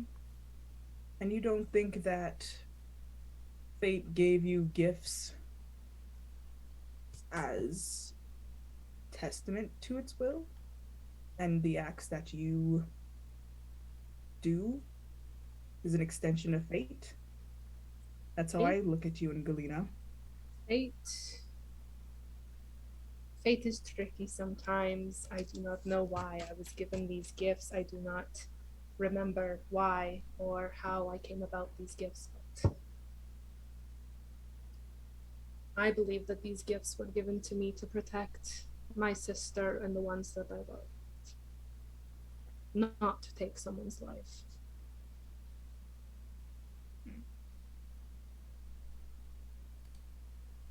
Hmm. Well, next time, at least now, you know what you are comfortable with. Yeah, you can't take it back now, and wandering of ruins and wandering throughout life is not beneficial to anyone. It's a waste of your life. So, additionally, you can't protect anyone standing out on the edge of the stone sea. So, how about we go back to everyone else?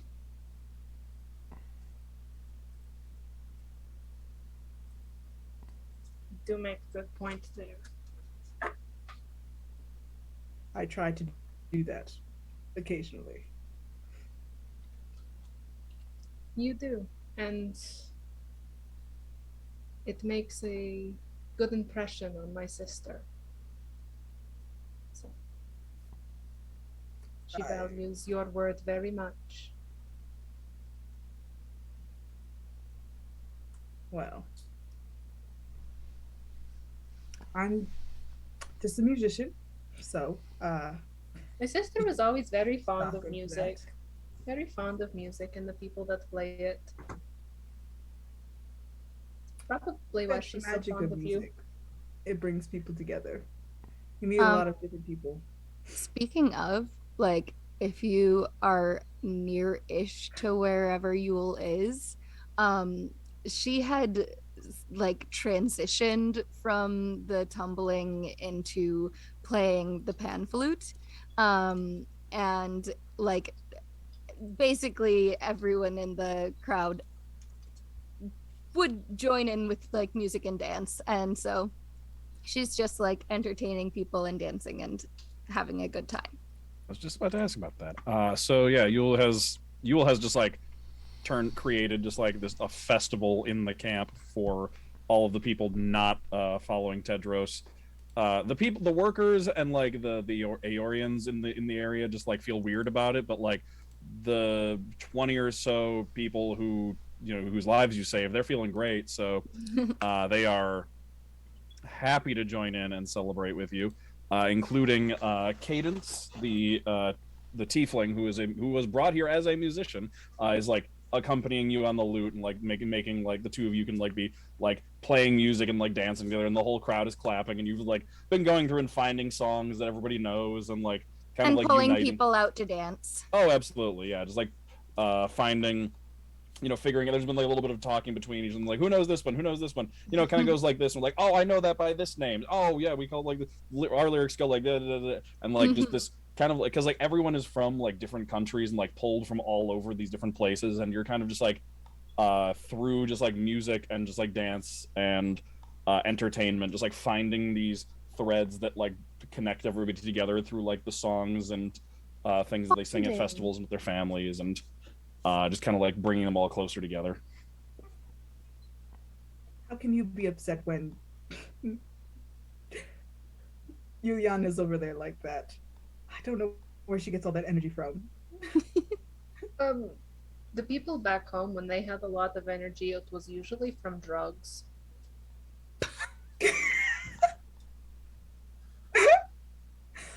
Is that just drugs are common in Among the nobility, like money can buy a lot of things. They don't like advertise it, but I've definitely known a few lords that are just like, you know. Aeorian lords have a coke problem. Noted, noted. Noted. What is nobility like in your That is a homeland? great question. I do not know what all nobility is like. I only have limited experience with my own area, but typically nobility, like it's kind of depends on the one, because nobility is not by birth, it is randomly chosen by fate. So if there is such a time where it is a new lord or lady has to be chosen, it could be anyone. So it really depends on who the person was before and who they are once given power. So they're randomly chosen later in life, not at birth, or could they potentially be randomly chosen at birth as well? I don't know. I don't actually remember if I've been to any uh choosings. I don't know the name of them, if that is the name of them, but I'm just going off of what my uncle has told me. Huh. It's a kind of wild, I'm gonna be honest. You you and Galina both expressed a little bit of, I don't know, like, how old are you and Galina again?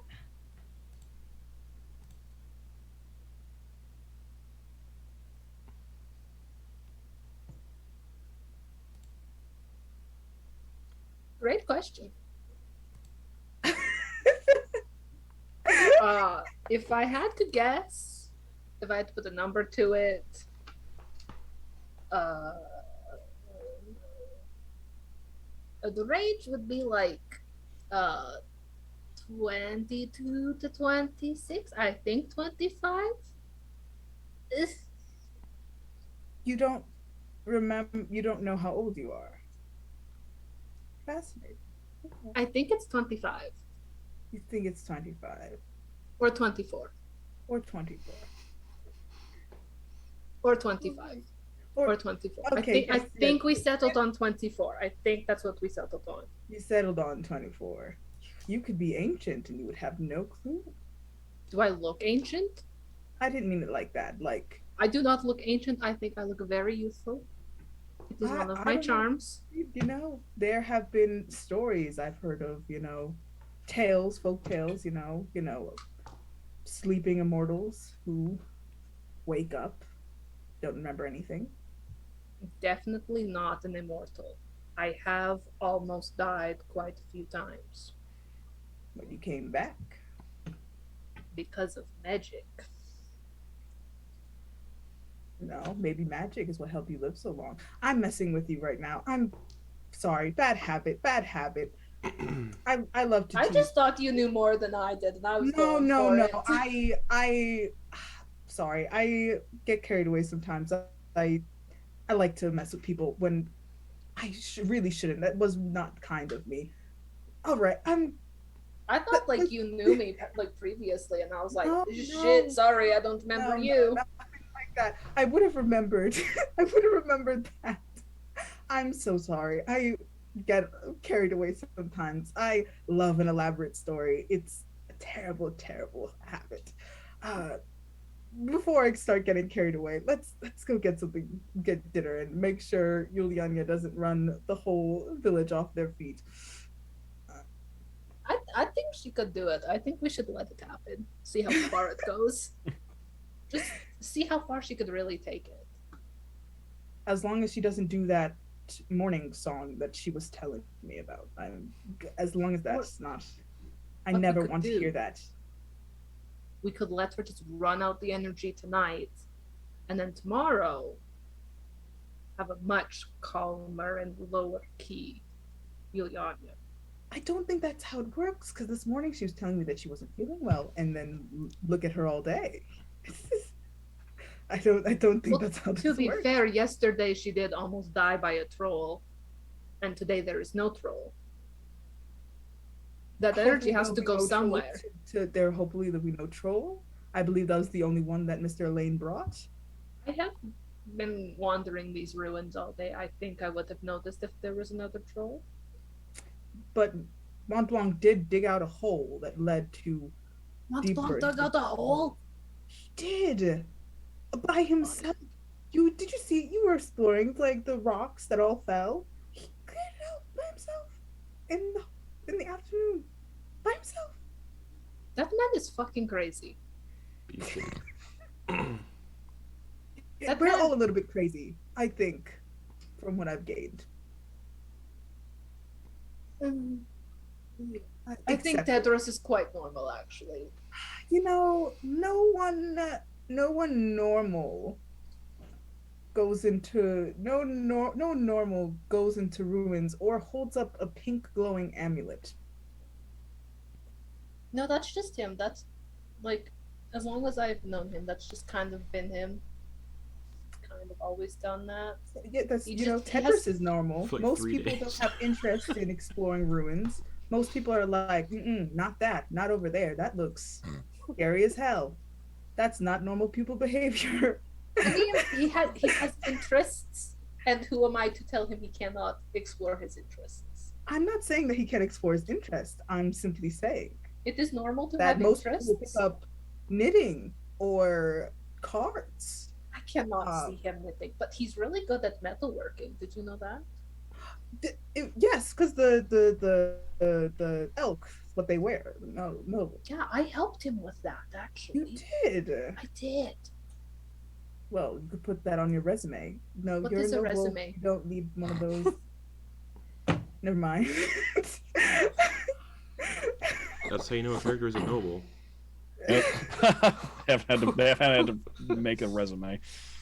Imagine. Whole conversation. I personally am hungry, and Do you this have a conversation has been resume? lovely. Huh? Do you have a resume? I don't think I should have a resume for the type of work that I do. It'd be very. I don't think anyone would hire me, and the people who would hire me, I don't think I'd want to work for. Huh. Yeah, I. What kind of work did you do? Uh, um. Well. Um. Okay. Well, I was trained from a very young age to carry secrets and observe, as Galina is always telling us to. Um, and eventually I was promoted, if you can call it that, to looking for creatures and monsters and things and capturing them. Uh, Things like that. And that's my professional history. Things after that are an interesting mix of things that we don't have time for all that. It's a really long story, but yeah, that's a professional resume. Do you know who loves long stories? Who? Galina. You really want me to go talk to Galina? Galina can't talk right now. I know. That's why she would be great at listening. And, she loves listening. She loves writing things in her journal. She's very detail oriented. And I think she has taken a fancy to you. So I think that you should tell her a story. I think. Oh, okay. That is information. Okay. But you said you were good at keeping secrets. So it's a secret. Don't let her know that I told you that. I definitely will not be. I am not someone to fancy. I'm not. I'm telling you this as your sister's protector. Not a good person to fancy. Though I appreciate you telling me. The heart wants what it wants. Does not matter if it's bad or not. Okay. This is gonna walk away. Yeah, as like red as her brown face can possibly get. Just like, all right, I don't know what to do with myself. All right. And she's gonna also pull out her lute as she approaches and just sort of join in on the song. Just yeah, about that. Bling, ding, ding, ding. Walk into the group. All right. Yulyanya's face just lights up seeing Princess. So. All right. So yeah, everyone is kind of like being drawn over to this area. The workers and the Aeorians are kind of like standing at the edge, like enjoying the music, feel awkward about joining in, and like kind of like don't want to intrude on this moment, but are like still like enjoying from a respectful distance. Is there alcohol? Is there alcohol? Oh, there absolutely is. Yeah. Montblanc, as you've finished up and gotten as far as you can for the day, you can come outside and you can find these festivities wherever I can. Pull out my little pipe and start smoking. All right, just leaning back against like a picnic table, smoking. Pipe. Yeah, big long Gandalf pipe. I love it. And then Princess sees like the Yorians like awkward to join in. She's gonna like hype up the crowd. She's gonna go over there and like try to like convince them to join in. One of them will just be like, "We were responsible for killing these people like yesterday. We don't want to. We just want to keep our distance, let them enjoy themselves, and like not make it weird for them." Okay. It's not like they feel awkward for themselves. They're just like, we don't want to like we feel bad enjoying ourselves. Like this, let them have this. This has gotten weird. We've been confronted with the horrible things we've been doing, and we don't want like this is theirs. This is their thing. We can gonna lean in. Well, it's weird that you're staring at them. You should probably find something else to do. Oh right, yeah, okay, yeah. Then they'll just like start dispersing a little bit more. They're mostly looking at the performers, not just like staring at the crowd. But yes, yeah, like they you do. know, they came Yeah. from a distance, standing there awkwardly, not a vibe. They were like trying to be just like a respectful audience at a They're respectful like distance. But leaned then they back, relaxing with each other, but just Okay, not joining they're a in. good distance yeah, away. yeah, yeah. Just Like gonna yeah, leave them alone. yeah. But if they're Um, just standing there, that'll be yeah. weird. Let's go down and actually see how before we tie up the festivities over here. See how Tedros' second half of your day went. Aside from just like general nitty gritty questions, were there any bigger questions you had for the Talking Stone Man? I mean, I could probably come up with literally 10 streams worth of questions. But I think most of what he would be doing would just be like,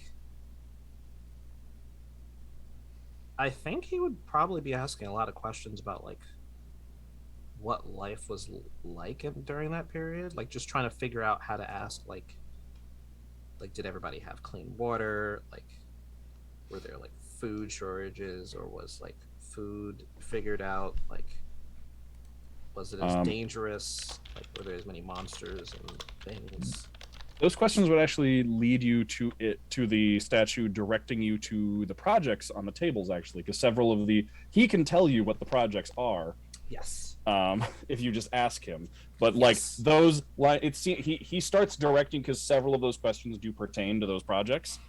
So, if you would like, I can walk you through. He can walk you through what those are. Yes, actually, and he will feel as I did. As I do now, very silly about not having just asked, like, "Hey, what's on the tables?" Okay, so the first one, and a lot of these I'm going to tell you are, it's the historical problem of the third shaker, of like there's like salt, pepper, and then I forget which like ancient country it was, but there was a third spice or something that like people kept on their table. But it was such a common everyday occurrence that no one wrote it down. Like it was one of those things, was like it was so commonplace that no one ever thought to write it, because like who doesn't know that? You run into that problem here with certain things. Like there is so much that information that is taken for granted in these notes, that like you're getting isolated chunks of information, but like how it connects to other things is what's missing. So it's going to be kind of a lot of just like piecing things together. So the first one you get is improvement. It's proposed design improvements on what seems like water irrigation distribution system, like a system of pipes or something for distributing water, specifically for agricultural purposes. Information is left out on where the water comes from, but you get a sense that there was presumably some sort of even larger water distribution system that happened possibly nationwide, or if not more so, because the areas that that the notes are referring to are very, very large. In addition to that, on the other side of things is a proposed alloy composition, proposed composition of metals for waste removal pipes, for sewer pipes. In particular, one that would be useful in this region where it's very cold. Ones that would turn basically a metallurgical composition that would turn the motion into heat, and would actually be very pipes that would be insulated but would also be like conductive of heat to keep them warm so they don't freeze. One of the main metals is lead, but there are others included as well. Some that you recognize, like zinc and copper, but others, like names come up like molybdenum and cadmium, and you're just like, I don't know what that is. And the process, it seems like it's more than just like melting them down and putting them together. The process that she describes seems to involve some sort of electricity. So you're not quite sure. You're like, how do you make this happen? I don't, okay. A process for improving the process of, apparently there was a process for taking ocean kelp, plants found in the bottom of the ocean, and breaking it down into powdery substances that broke it down into its base nutrients, the things in the plant that are good for you, kind of like an improvement to that process. That seems like it made food distribution easier. Research on the merits of taking ash made from burning wood in a region called Lendralar and adding it to the mixture of some kind of mortar. So, like, kind of just like potential, like, research on the potentiality for how useful it would be to add like the ash from a specific type of wood from a specific region into a mortar mixture to possibly stretch it or make it stronger. That research was kind of inconclusive. It was like halfway through the process when it ended.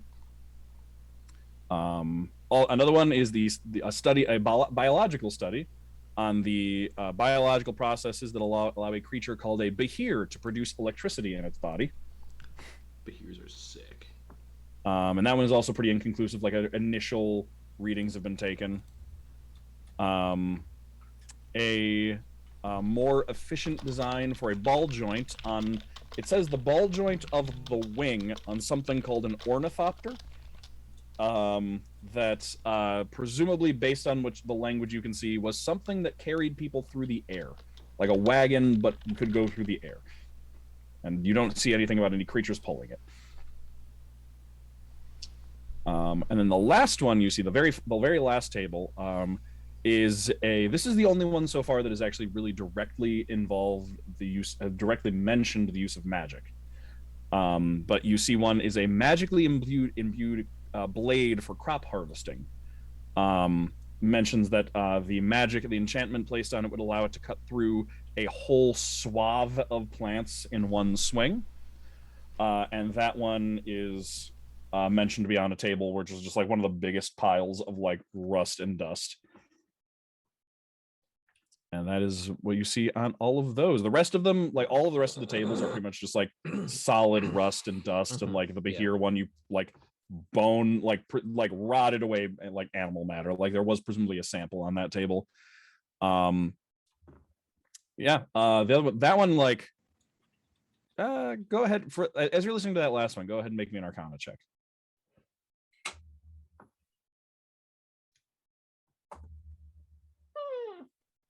This is why we play this game, folks. That is an 8. An 8. Okay. Something about that last one, like, it tickles the back of your mind. There's the beginnings of a thought there. There's something that like bothers you slightly about that one, but you can't figure out what it is. I think I know what think I know what that is, but Tedros is like, why would you need magic to do that? Oh, okay. Well, we'll file it away for later. Okay. And then about that time, as you've listened to all those things, you can hear just like the echoing of like cheering and music coming from upstairs, and you can see the people that are down there with you are starting to get antsy, just like hearing the party going on up there. Victoria's gonna message Tedros, so he would also hear Victoria's mind. But it is supper time. The people are singing. Please come. Oh man, and Tedros will like look at them and like he's content to spend another 4 hours here. Mm-hmm. But he's like, man, I'm really tired. Maybe I should call it for the night. What do you guys think? Oh yeah, you've been working really hard, and like I'd probably yeah. Okay, yeah, I'll take a break. You let's go upstairs and take a break. And he'll wait till they're not looking and just give a little smile and get everybody up the stairs or up the elevator thing, and then bring them all outside. At which point, the camp has turned into a basically a party of your now 30 people that you saved, and the Orions of like kind of like there's like multiple cook fires and campfires set up, and the Orions have kind of like circled up and started to like tell stories and talk, and like the cheery party atmosphere has kind of spread to everybody, and like the mostly is they've like left the center area, like the big open middle of the camp, for those 30 people who are just like singing and dancing, and you've got Cadence, Yulyanya, and Princess all just like kind of leading them all in song and like dance, and they like have pretty like people have come up and put together like a bonfire right in the middle of just like the bigger pieces of firewood they've got, and just like this huge roaring fire right in the middle of everything that people are dancing around. You got Montblanc off to the side smoking a pipe. And he'll just kind of, give a little wave to everybody who's dancing, and he'll give a nod to Montblanc, and just, I found something cool. All right, give me a second, and he'll kind of slide and sit next to Viktoria. Okay. I am here as you requested. Look at the party. Yeah, looks like fun. You doing all right? Yeah, I'm absolutely a-okay. Is she actually okay? I don't know. Is she a-okay, Tedros? What do you think? I'm gonna roll a roll.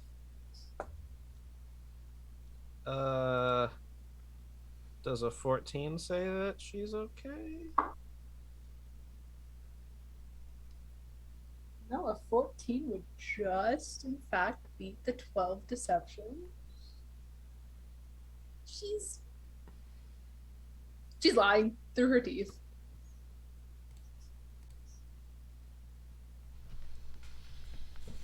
Hey, Viktoria, if you're not okay, it's all right.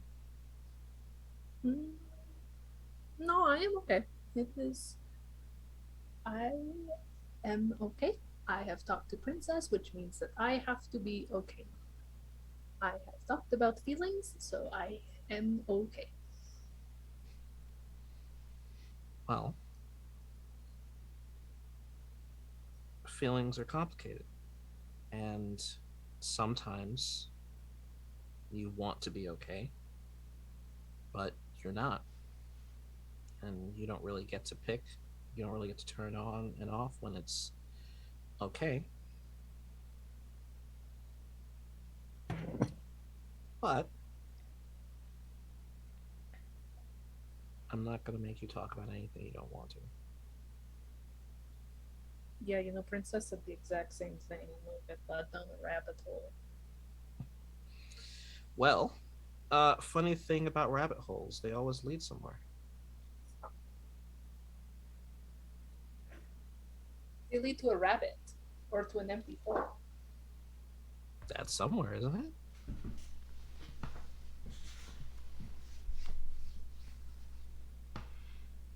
I guess you got me there, yes. I did, didn't I? I was exploring the basement. Okay. And did you find anything good down there? I was exploring outside. And I did not find anything. I did not find anything except for Princess coming up and being like, you need to talk about your feelings. You just cannot be wandering around here. That is a waste of your time. It's also probably not super safe, to be honest. We don't know what the hunting grounds for those land sharks are. I mean, if I had gotten hurt, I would have let people know. If you can. Sometimes you get hurt so bad you can't let people know. I am a very hearty person. I can take a few hits.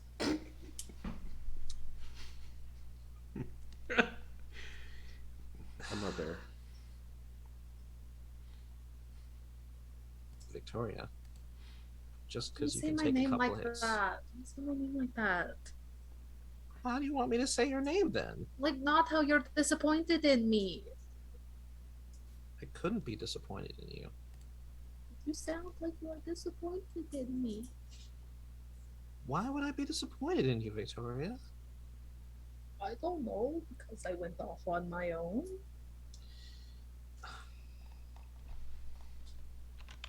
I went into a hole and just talked to a statue for hours today.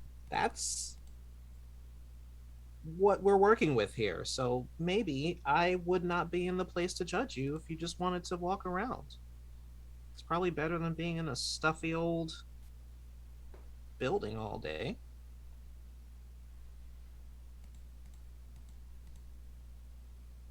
Okay, Chad, I don't need y'all clocking Victoria right now. Um, but you are used to that. That is your thing. Don't you like the ruins? Yeah.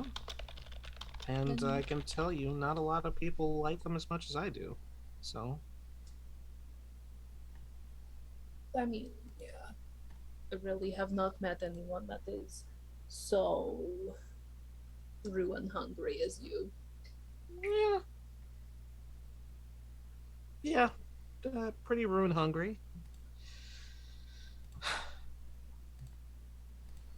You don't have to deflect, you know. If you just don't want to talk about it, it's okay. I am not deflecting. Okay.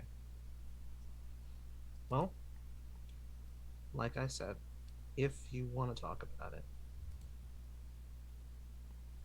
we can. But if this is a concern of yours, there's nothing you can do that's going to make me disappointed in you.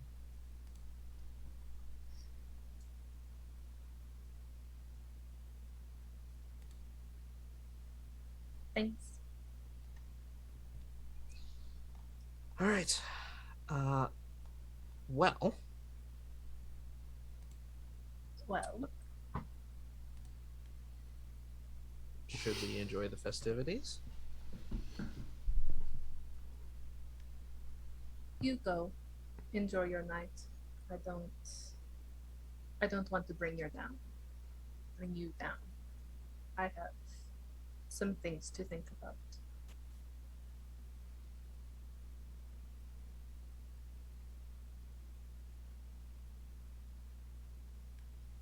Okay. And Tedros will stand, and then he will reach over and give Viktoria a hug. Oh, Victoria's not expecting that, but she enjoys it very much. And she's gonna break down in his arms. The slightest bit of like intimacy and like care shown to her by another person other than her sister. It's just breaking down. Hey, it's okay. It's okay. You can look. If it's okay to cry. It's really down. He just stays there for however long she's crying. Right. Everybody else enjoying the festivities, watching the music. Galina's off to the side, like, you know, around so that she can enjoy as well, but is also still kind of working. Yeah, Yulyanya and Princess and Cadence all like entertain the crowd. You can entertain them late into the night. They are happy for entertainment, especially just after everything that they've just been through and nearly being sacrificed, and then watching all of you save them from a troll. And then like now that you're like entertaining them, it'd be like this is like, you know, you've just successfully been like saved by someone, and then they like throw a concert for you. Is a The surreal best almost sacrifice ever. I know, right? It's like the weird one of those surreal experiences. They're just like, oh yeah, I was saved by someone only to find out that they're like a pop star. Princess is gonna take from her younger years of training while she's playing. She's Mhm. gonna be looking at Montblanc. It's like evening, right? It's like dark evening or like Mhm. Oh yeah. yeah, and he's just in the corner by himself, not doing Mhm. anything, Smoking Smoking a pipe. smoking. and maybe glancing up at the moon every once in a while. Okay. And you said the Yorian soldiers were they were off in their own little camping areas. Kind of. It's so the whole camp is kind of like in a boxy U shape, where it's like a bunch of tents and like the cooking area and everything kind of like, so you're all kind of in the middle of the U. They're kind of like hanging out like in and around the tents and like the cooking area and stuff. still like around, and like if people want food, like they keep up the food, they keep cooking up the Mhm. food, and like if people want more food, they keep it ready for them. But they're kind of just like keeping a respectful distance, providing the food and keeping the drinks out, and just like doing their best to support this party as a means of like easing their conscience. Yes. Then Princess is gonna lean over to you, like, keep the music going, and she's gonna swing her loop back onto her back. And she's gonna head over to them. Okay. Um, oh, so what are we cooking? What's on the menu for tonight? Oh, same thing as just about ever. Stew stretches well, feeds a bunch of people, easy to work with. The ingredients have been stored for a while. Oh, and what? I forget, but what's in the stew? I forget. I'm just eating because I'm hungry. Oh, we've got well, we've got some beef, some carrots, some potatoes, celery, root vegetables. They kind of go through the ingredient list. Hmm. Okay. They also have some like roasted vegetables and stuff, especially because like Galina at one point made it known that she was a vegetarian to her people, and they have like made sure there's a vegetarian option available in the last several meals. Okay. And after bothering the people, she's gonna like get a bowl clearly, and she's Hmm. gonna like go sit down by some Yorns who may be like eating Yeah. already. Do you mind if I sit here? No, no, not at all. Right. I this must be very awkward for you, but I just I like to get to know new people. Okay. Oh, could I know your names? I'm Princess. Oh, um, we're all.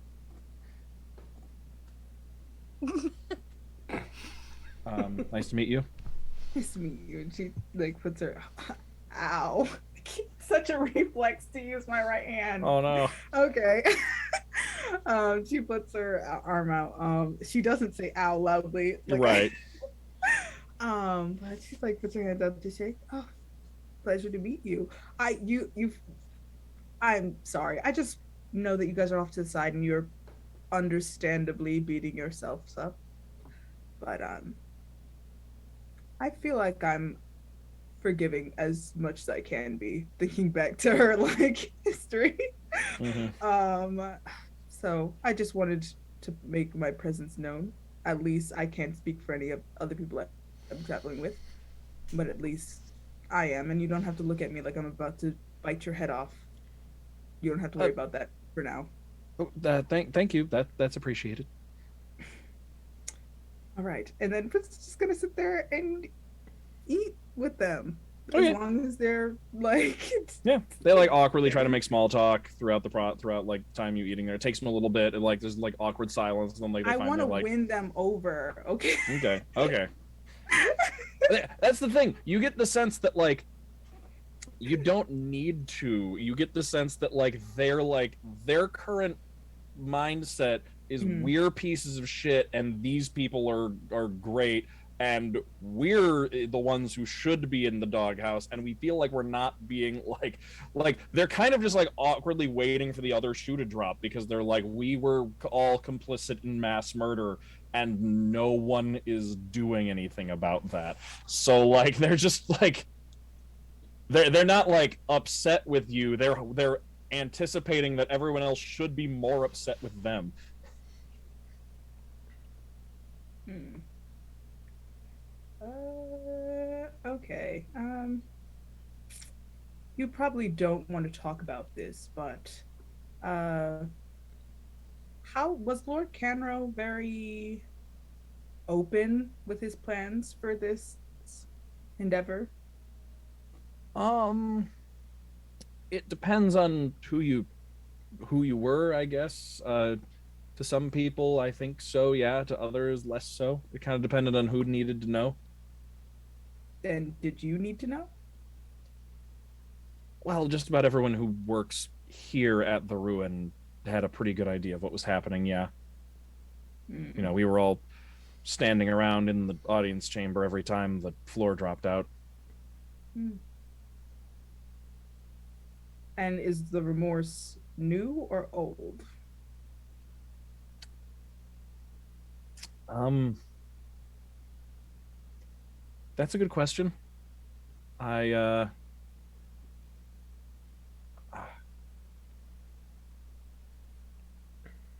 I don't really know. Hmm.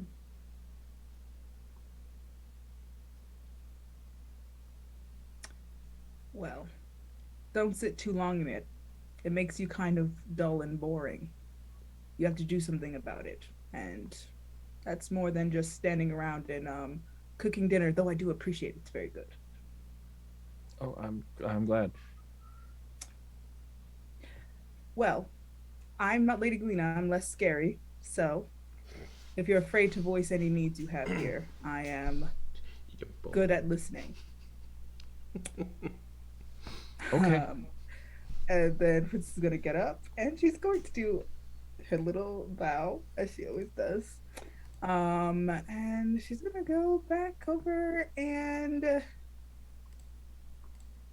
she's gonna sit near Montblanc. She's not gonna Okay. talk to her.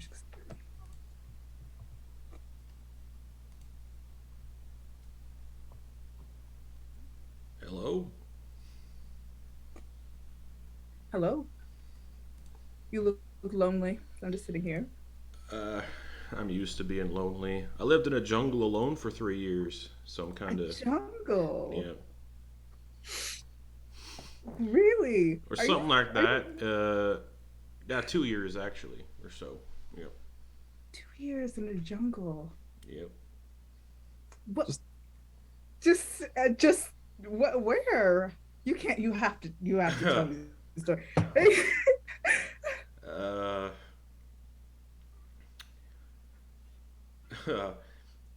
well, I was on a ship, and then the ship shipwrecked as they do, and well, wasn't like more of a mutiny, and I was thrown overboard. A mutiny against you, or Uh, Against my captain, and I wasn't having any part of it.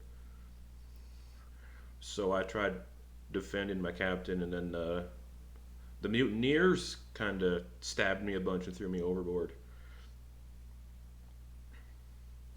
So yeah, same, same mark. I I Yeah. woke up on a beach, um, and just a jungle. So I made do and lived in the jungle for 2 years by myself.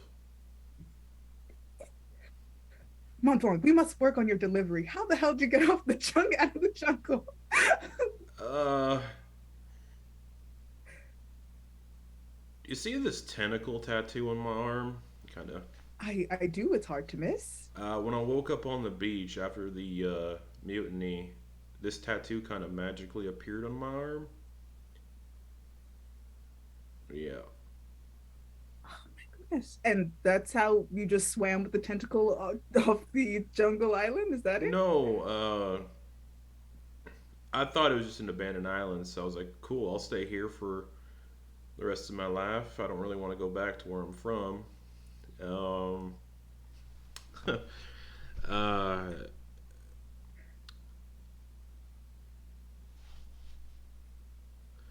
um, but on like one of the last nights I spent in the jungle, uh, this sort of entity came to me in my dreams, and it said some words to me, and it kind of gave me the motivation to trek through this jungle. So, for about 3 weeks or so, I just went deeper and deeper, and eventually I found a port town. Fascinating. Yep. Why wouldn't you want to go home? You're not the one who mirrored, however you. Fuck. I don't sail. Can you keep a secret?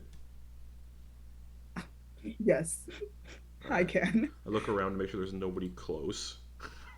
Yeah, you're pretty. You were off on your own. Yeah. Yeah. I'm a noble. Uh, You're not lying. nope. Uh, My real name is Sullivan Orncroft. Uh, I was born to a noble family, the Orncroft family, in a place called Titan's Grave. Uh, I served in the Navy there, following in my father's footsteps. My father, Oscar. Um, and I joined the Navy to kind of honor my father a little because he disappeared when I was 15 or so. And so I joined the Navy and I sailed on a ship called the Orchid. That's what you meant Yeah. by the orchid. And I sailed on the ship till I was about 25. And eventually I gained the title of midshipman, kind of like an officer's position, but not like a high-ranking officer on the ship. And I became pretty close to my captain, Captain Vanessa, and I also developed a very close friendship with a human man named Dieter von Stark. Are any of these names ringing a bell to Princess? Probably not. No. Okay, all right. Much too far to the east for you Okay. to, I think, have been in that All direction. right, good. Me and Dieter were pretty inseparable. Considered him my best friend, that kind of thing. And when I turned during the summer of my 25th year, I think it was, tensions were running a little high on the ship.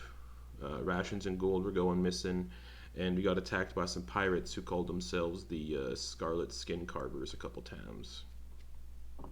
Yeah, it was almost like the pirates knew the route we were taking. Like someone on the ship had leaked said information. And I was doing my nightly patrol, and I overheard some of the crew speaking of a mutiny, and that they had given information up of our route to the Scarlet Skin Carvers, and some of these pirates had assumed positions on the ship, and were plotting to kill the captain and take the ship for their own. So, as any honorable officer would do, I imagine, I ran to my captain's quarters and let her know about the planned mutiny. But the mutineers weren't too far behind, and I fought to defend my captain. It was pretty claustrophobic in there, though. I killed one of the pirates, if I remember correctly, but I got stabbed in my ribs and my stomach. And the person who stabbed me was Dieter, my friend. And they began wrapping my captain up, who was unconscious, in thick iron chains. And those who refused to help or who fought back, were being skinned alive, and their corpses were tossed into the ocean. Hence the name, the Scarlet Skin Carvers. Dieter said he was gonna drag my family's name through the dirt, tell everyone I orchestrated the mutiny. And before they killed me, I jumped overboard but grabbed my captain when I went. As I plunged into the brine, they said, I heard the Dieter and the mutineers say to leave me. They didn't think I'd make it to shore. I definitely drowned because I remember my lungs filling with water. And then I woke up on the beach with that tattoo, and my captain was there on the beach with me, but she died So I buried her, and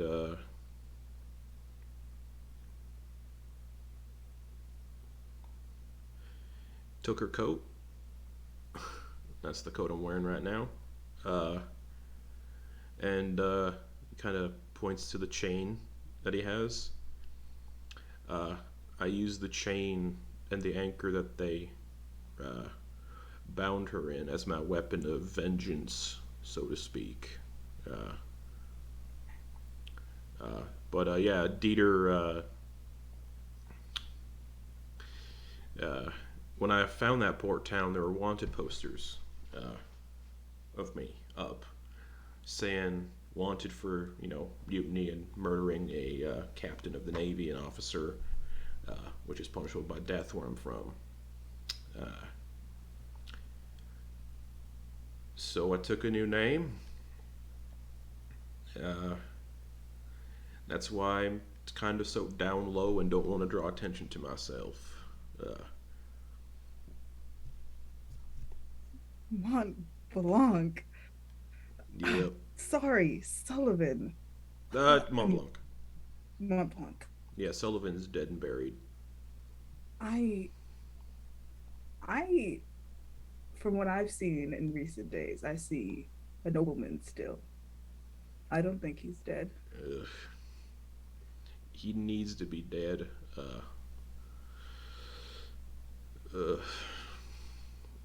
Well, Yeah. And at that point, Yulyanya has been like doing that, the dance that everyone does like around a fire where you're like grabbing hands and like pulling like people under, like going under arms and Mhm. pulling people over and that. And so she will have made herself to the edge of the crowd and spotted Monty, who she didn't know was here yet, and run over and try to grab him and go, Monty, join us. No, Oh, why not? I don't dance. not everyone's for dancing, you know? Not everyone's for dancing, but everybody has a body. I don't like dancing. Okay. Well, you Some don't people have dance to. in their hearts. That's fine. You don't have to. Did you have a good day? Yep. Good. Good. You were in the ruins? Yep, doing some digging. Digging? What are Yeah, you digging? It's clearing out some of the rubble. Oh, Yep. what do you think you'll find? Not sure. Trolls? More trolls? Trolls. No. Hopefully not. The troll was imported, just Yeah. to clarify. Yeah, I It know. was True. not from here. I don't know. Probably nothing. Okay. Well, Princess, did you have a good day? This is still like in the middle, like this, like Reeling from. I just want to mention real quick that it was just like Montblanc so far has just been like completely tight-lipped Completely about silent. everything, and then just like Princess sits down, just like, you look lonely, and he's like, I was lonely once, and then just like launches into his It's happened backstory. twice. The first session. It's been just like eating him up inside. He needs to tell someone. I'll, And it's all the noble shit too. It's pissing him off. So he's just like, yeah. nah. I'll join you in a moment. Can I finish talking to Montblanc here? I'll join you so soon. We can dance the whole night away because I am one for dancing. That makes it seem like you didn't have a good day.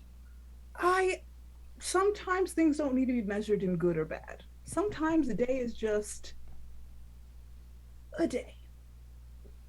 Yeah. Well, my day was bad this morning, and then I talked to you, and then I had a good day. So, thank you. You're most welcome.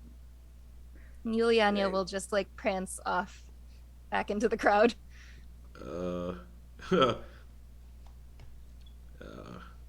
Well, Yeah. So yeah. I'm nobility. I don't flaunt it because that's a pet peeve of mine. Where I'm from, a lot of people use their nobility to step on others and elevate themselves to places of power and speak down on people that are below them in the hierarchy of society, and that's nothing.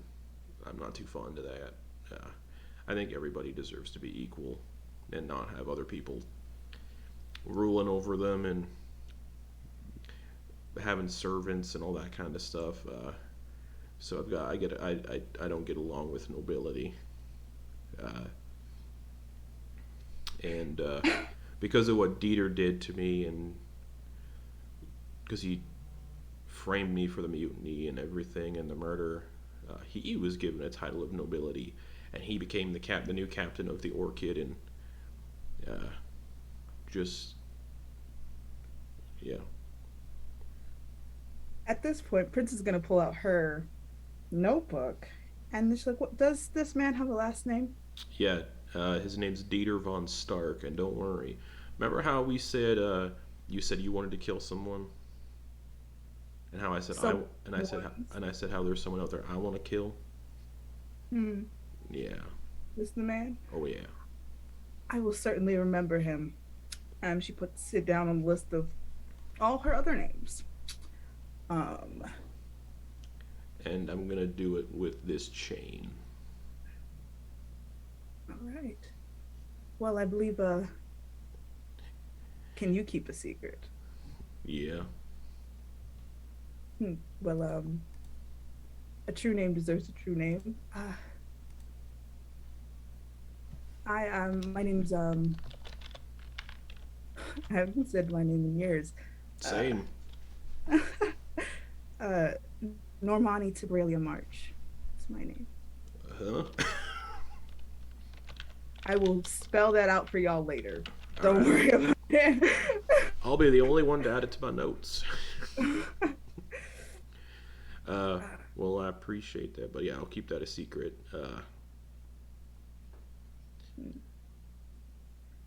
Friends call me Tib for short. Tib? It's a mouthful. Tib. Tib. T-I-B. Tib. That's fun. The port town that I found was called Tiburon.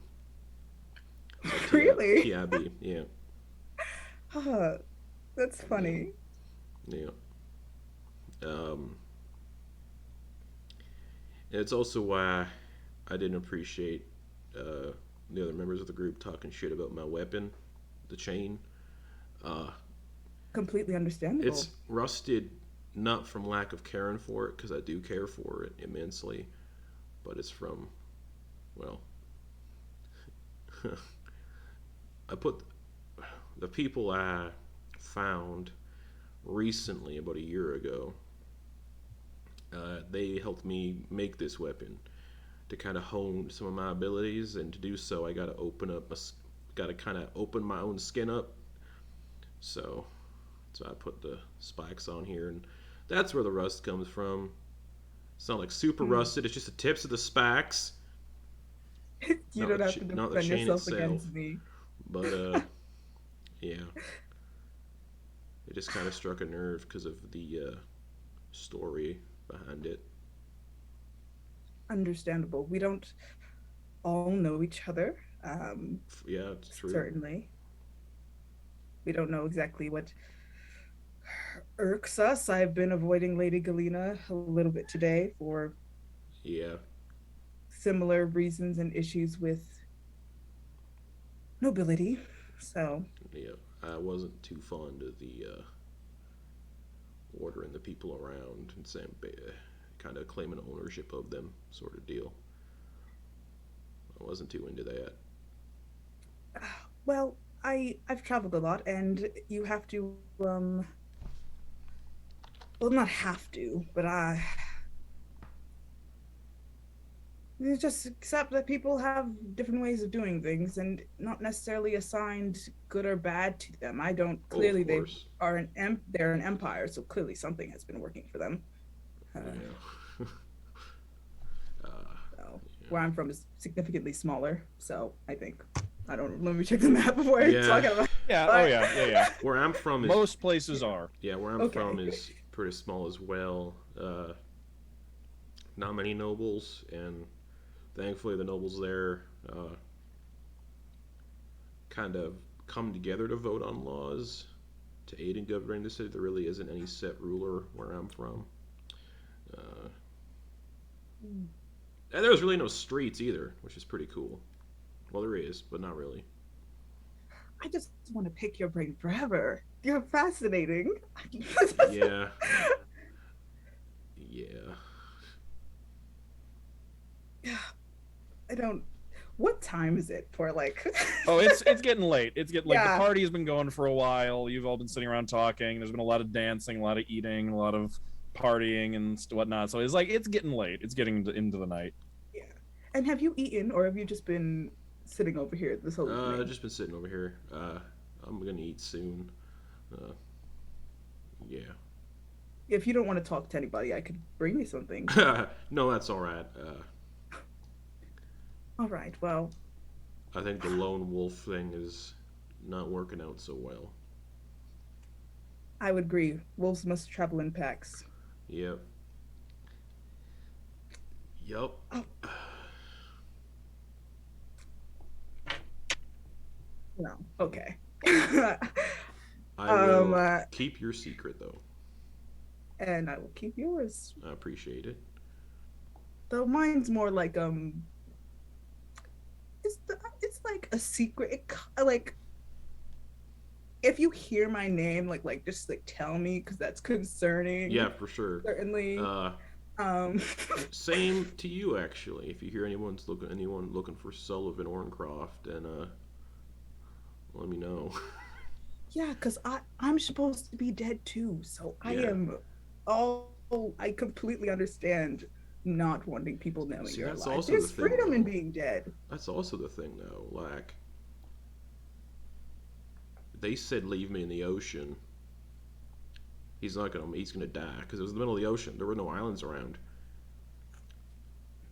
But why were there wanted posters of me up after the fact? And I also want to know why whoever gave me this tattoo rescued me from the depths of the ocean. Because it keeps saying 3 words to me, and I want to know what it means. What 3 words?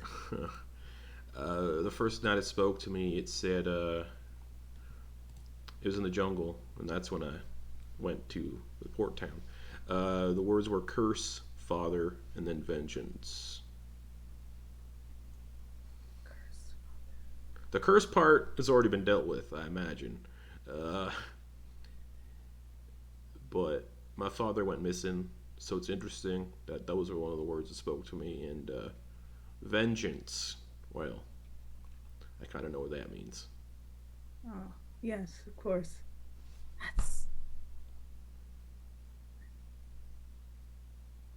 That's something. Yeah. Huh. So the other day, they kind of joked around about I don't know, but yeah. Well, I feel like, for the exception of Tedros, I've talked to all of you in depth. You are all fascinating. Oh, it's just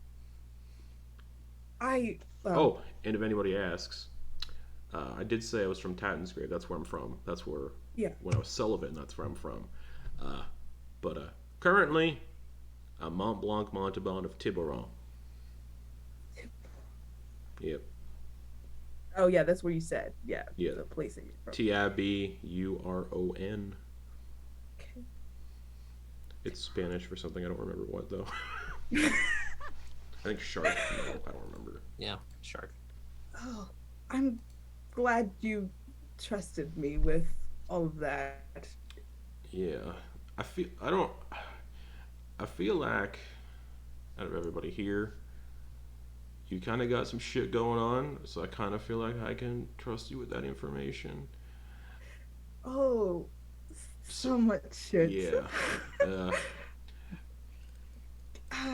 Yeah, just I've lived my life is in shambles. It's fine. Same. Yep.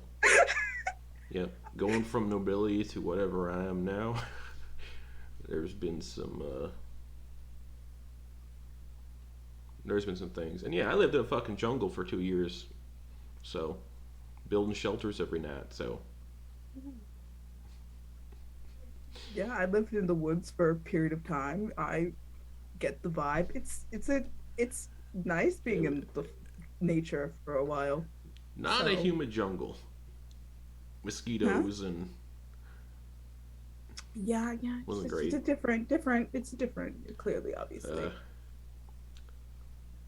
you know. Well, yep. Well, if you ever want to talk more, I'm always open ears.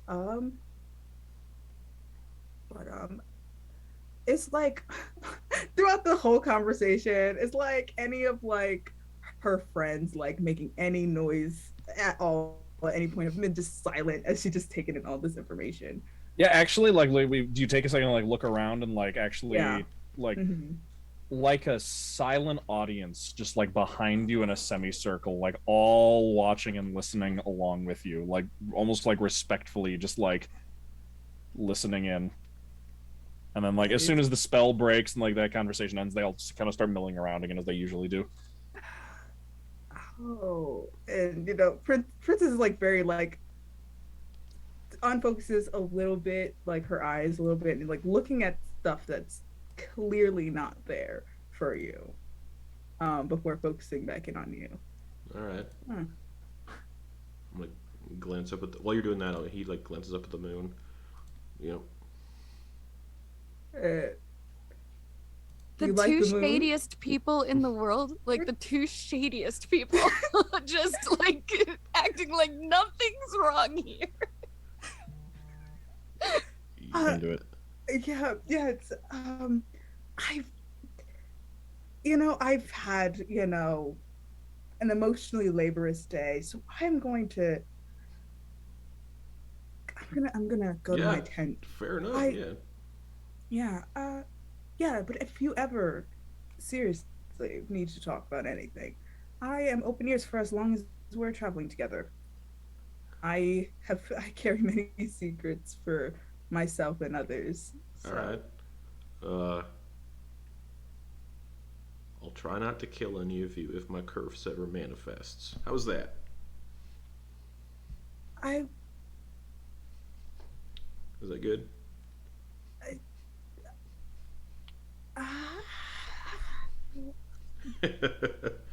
when you said how long have you been cursed? uh, Around the same time as the ocean, or about a year. Yeah. One of the first words that thing said to me was curse, and then, you know, here I am. About 4 years later. Well, 4 years later, the curse happened. if I recall correctly, Montblanc also has a scar on his face, right? Yeah. Mm-hmm. And his left ear is all like torn to shreds, and he's missing the last two fingers on his left hand, and the scars go from his face down to his like sternum, and they look like claw marks. Like, Princess has similar marks on her face. So he's like, and she kind of points to hers and like, is your curse start with something like this? Yeah, teeth and claws. It kind of points to his very wolf-like eye that isn't hidden behind the eye patch. Yeah. Were you, when you were cursed, were you alone? No. You had companions. Yeah, some mercenaries I was traveling with, and we were hunting a pack of lycanthropes. You were hunting them. Yeah, they've been terrorizing the settlement, if I remember correctly. And yeah, Oh, actually, I've been cursed for. Sorry. Since I was, I have to go through my notes. I don't remember. Since I was 28, so 2 years, I've been cursed.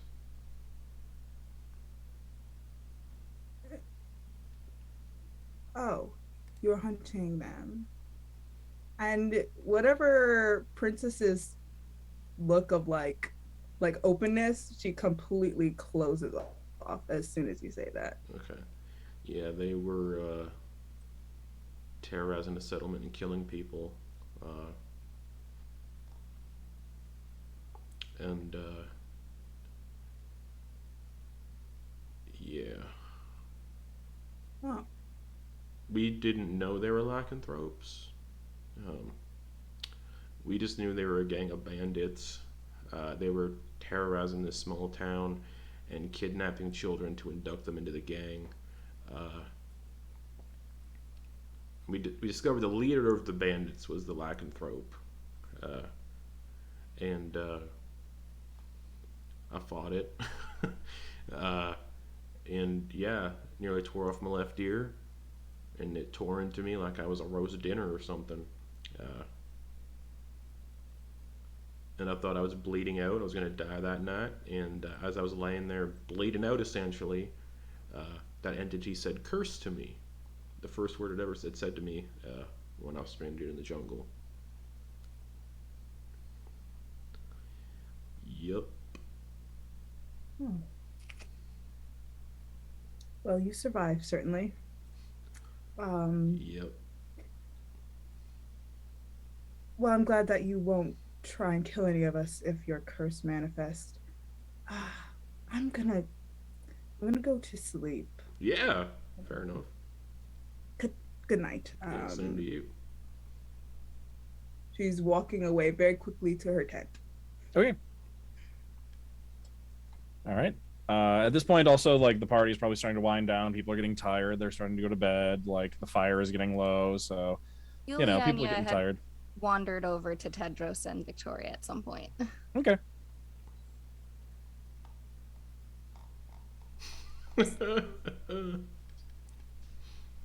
So, hi?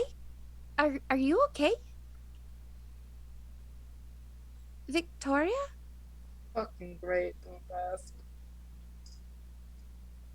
Sorry, what did you say? Fucking great. Don't ask. Oh, I asked because, well, I know things have been hard and Galina can't talk, but, Why it's like everyone's so interested in how I'm doing today. well, because we're friends?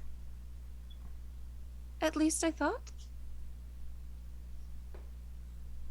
She just takes a breath, wipes away the residual tears. And it's just like, yes, we are friends, but sometimes friends just need to give each other space. Yes? Okay. And I'm she's not mad gonna at you. run off to her tent Oh my god, I'm not mad. or wherever she was Yeah. sleeping. Yeah, you had a last tent. night. Or you were sleeping in the room with Galina and Viktoria. So Yeah. So she's there now. Okay. You find actually Galina. I was misspoke. Galina is not out here. Galina's been inside. She had her dinner brought to her the whole night. Galina has been having Yorian workers working on rotation all day. Actually, after Princess left the room full of all the clothes and belongings, having them organize and catalog all of those, and trying to figure out where the belongings all are and who they belong to and everything, and just trying to get a record of everything and figure out where the valuables went. So when Yulyanya gets into the room, you will find Galina just like looking like writing a page of notes and then having to like frustratingly like set it aside and then start rewriting the page of notes because the tears coming off of her face from the frustration of like not being able to talk and like being impatient and like trying to organize this and put all this stuff together, and just like having all this on her just like keeps ruining her like notes that she's taking as she needs to like pull out a new page and start over. Well, Yul walks in the room and sees this going on, and just sort of races right over. Going, Galina, are you okay? I feel like everyone is breaking down. Are you? I don't understand. Are you okay? She just like starts like mouthing words and just like trying to vent, but like she can't talk. So but you're not in any pain. She shakes her head. Okay. Can I have a hug? I'm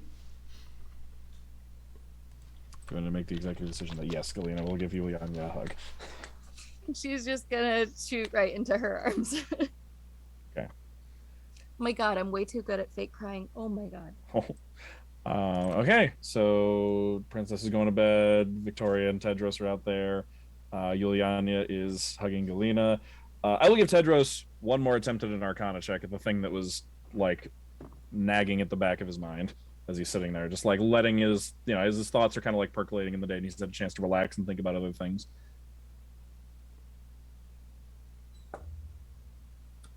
That is infinitely better.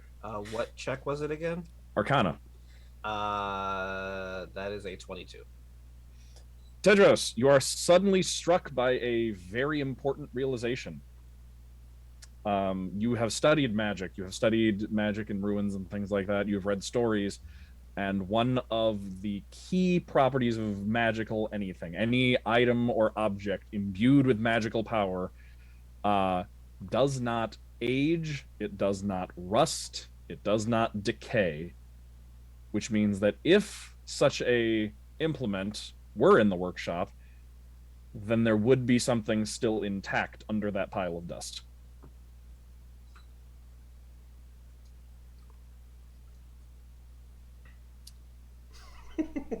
How is Viktoria doing right now? Everyone keeps asking that. Everyone keeps fucking asking. Oh my god. Because they know you're not. Yeah. What part says Victoria's not okay? The breakdown Everything. or the snapping? Well, does she look crying. stable? Okay. She stopped crying.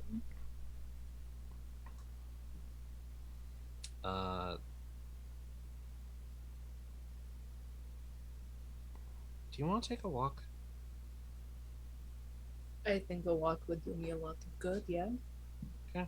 I just had an idea about something and want to go take a look. And, I mean... Is it You've a been secret? Just you and me. That's a little suspicious, but I'm down for it. Let's go. Okay. And he will head down with her. Okay. And he'll check and see if he'll, take the lift down, and he'll check. And even though he doesn't really need it, just kind of out of habit, he'll light the tip of his dagger, and he'll say, we were looking at a lot of things. Huh? Do you want me to hold the light? Is that why I'm here? No. There's a lot of stuff that's down here. Some of it I actually wanted to talk to you about, but we can save that for tomorrow. It's been a long day. But there was something down here that should still be down here. And then he kind of pokes at the pile where it's supposed to be. With your hand, with the dagger, what are you poking with? He's poking it with the dagger. Okay. So you just start kind of just running it through. Yeah. Okay. There's the sound of just metal on. Metal on. It sounds like metal on stone, just like that kind of scraping sound, just like. Ding. As you hear the sound of metal striking metal. All right. And not like the dull sound of rusted metal being hit. It's not like a clank. It's it rings out like a bell from underneath the pile of rust and debris, and you can actually see as it rings out, you can hear the debris just kind of shifts as if a wind blows over it. Just the top layer just kind of shifts down and off of it. And he just kind of scrapes away a little bit of the rest so you can see get a full outline of what it is. Yeah, you can scrape it away and scrape it away and scrape it away, and as you do, your light reflects off of metal that you're uncovering that is still gleaming brand new, it was freshly polished. It might even be glowing a little bit, of this light bluish metal, forming a curved blade, not terribly big, would fit in one hand if it had a handle. It is a curved blade with that like comes down to the tang, like the part that should be inside a handle, with the two holes in it. But it looks like whatever formed the handle on this thing, or whatever the housing was attached to, is gone and is rotted away. But the blade remains and could be set into a handle. Well, I don't know for sure, but he'll like kind of like hook it under in the loop to like lift it. Pretty sure that this is magical. Can I grab it by the tang? Just like reach out and grab it. You can, yeah. It's uncomfortable and unwieldy because like there's no handle on it, but yeah, you can just reach out and take it. Found a knife. Grab it. Okay, okay. Victoria, please be very, very, very careful with that. It's bladed on both sides. It kind of comes to like a single-edged point to it, but like it is bladed. It is very curved, but bladed on both the outside and the inside. It's just it. Okay, so this thing is supposed to be for some sort of harvesting tool that cuts really wide, and if it's magical, I don't know what wide means. Maybe it's, you know, like a good, like, you know, couple feet by couple feet square, or maybe it will cut an entire field down in a single swing. I like you in One Piece, so just be very careful with it. Doesn't feel very magical. It's very awkward. I don't think it's cursed. Okay, that part's good, but You would know if you've been cursed, right?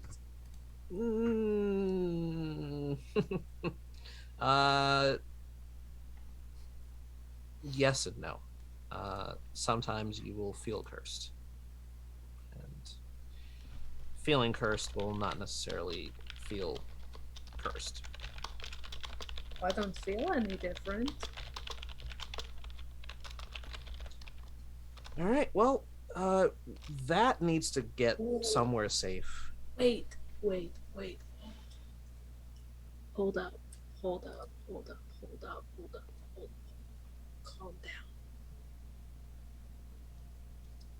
I'm going to use my natural clarity and cast detect magic on it. Okay. You do in fact detect magic on it. What kind of magic do I detect on it? The enchantment would probably be evocation. Evocation. Mm-hmm.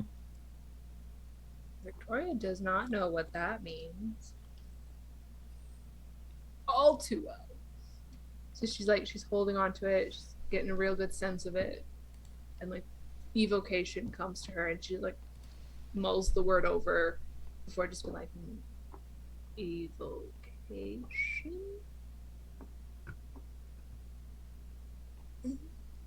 Okay. It is in fact magical. Okay, and evocation could be a lot of things. I guess maybe we'll try and turn it back into something and see what it does. Well, we really just need to stick it in something to have a handle, and then I can give it a good swing. Okay, all right, cool. I hope it's a flame tongue. All right, well, we'll figure that part out, but for right now, let's get you back upstairs. I am very tempted to just stay here for the entire evening, and that would not be good. So, I mean, if you were gonna stay, I'd stay with you.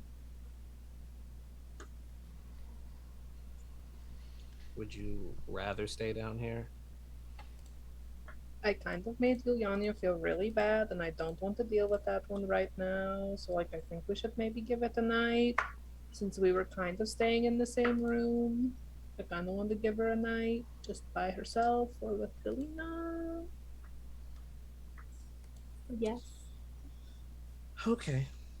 All right.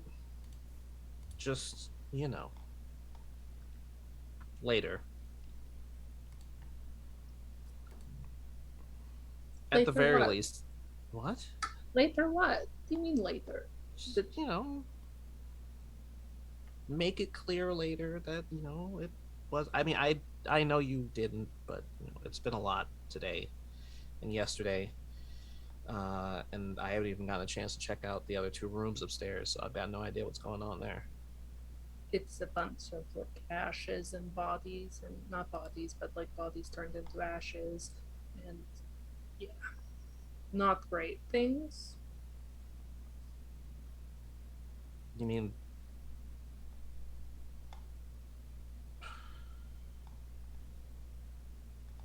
Yeah, dude.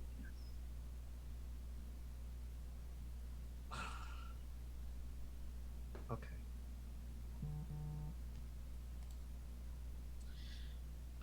Well, there is a lot of dust here, and it's a lot to think about. We can head back up. If you want to sleep in my tent, you can sleep in my tent. You don't have to go back. That is a very sweet offer. And I'll get, some stuff and set you up, and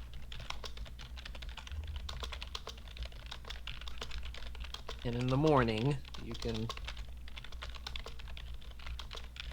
let her know.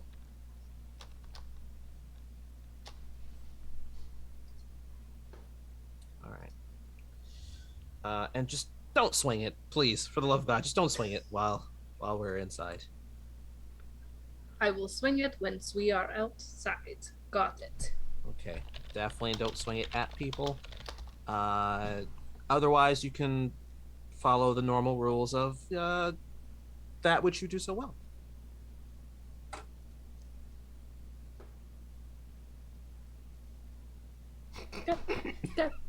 Okay. All right. Tedros, Yes. thank you for being a good friend to me today. It has been my pleasure. Priestess. What? We'll talk tomorrow.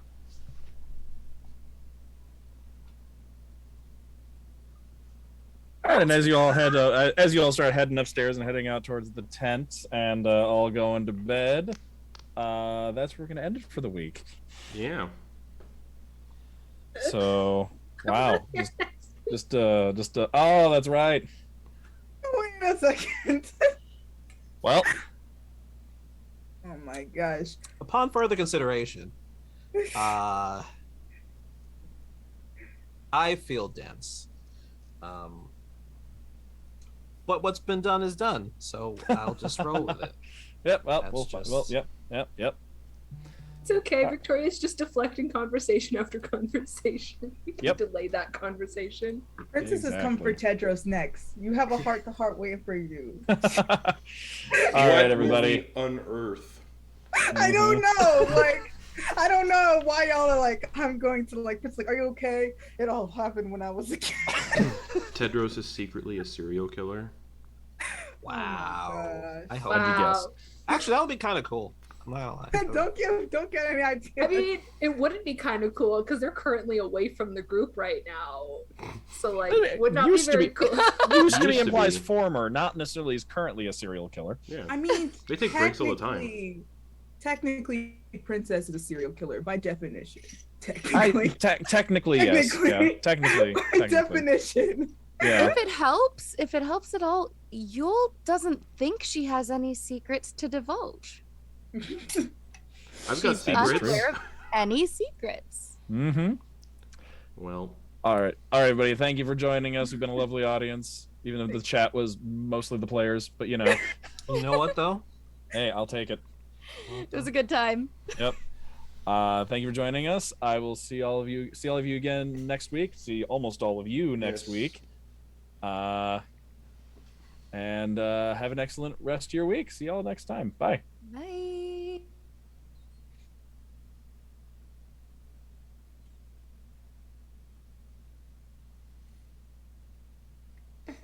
You're just letting us sit here, aren't you? It's been Yeah. over for a while. Definitely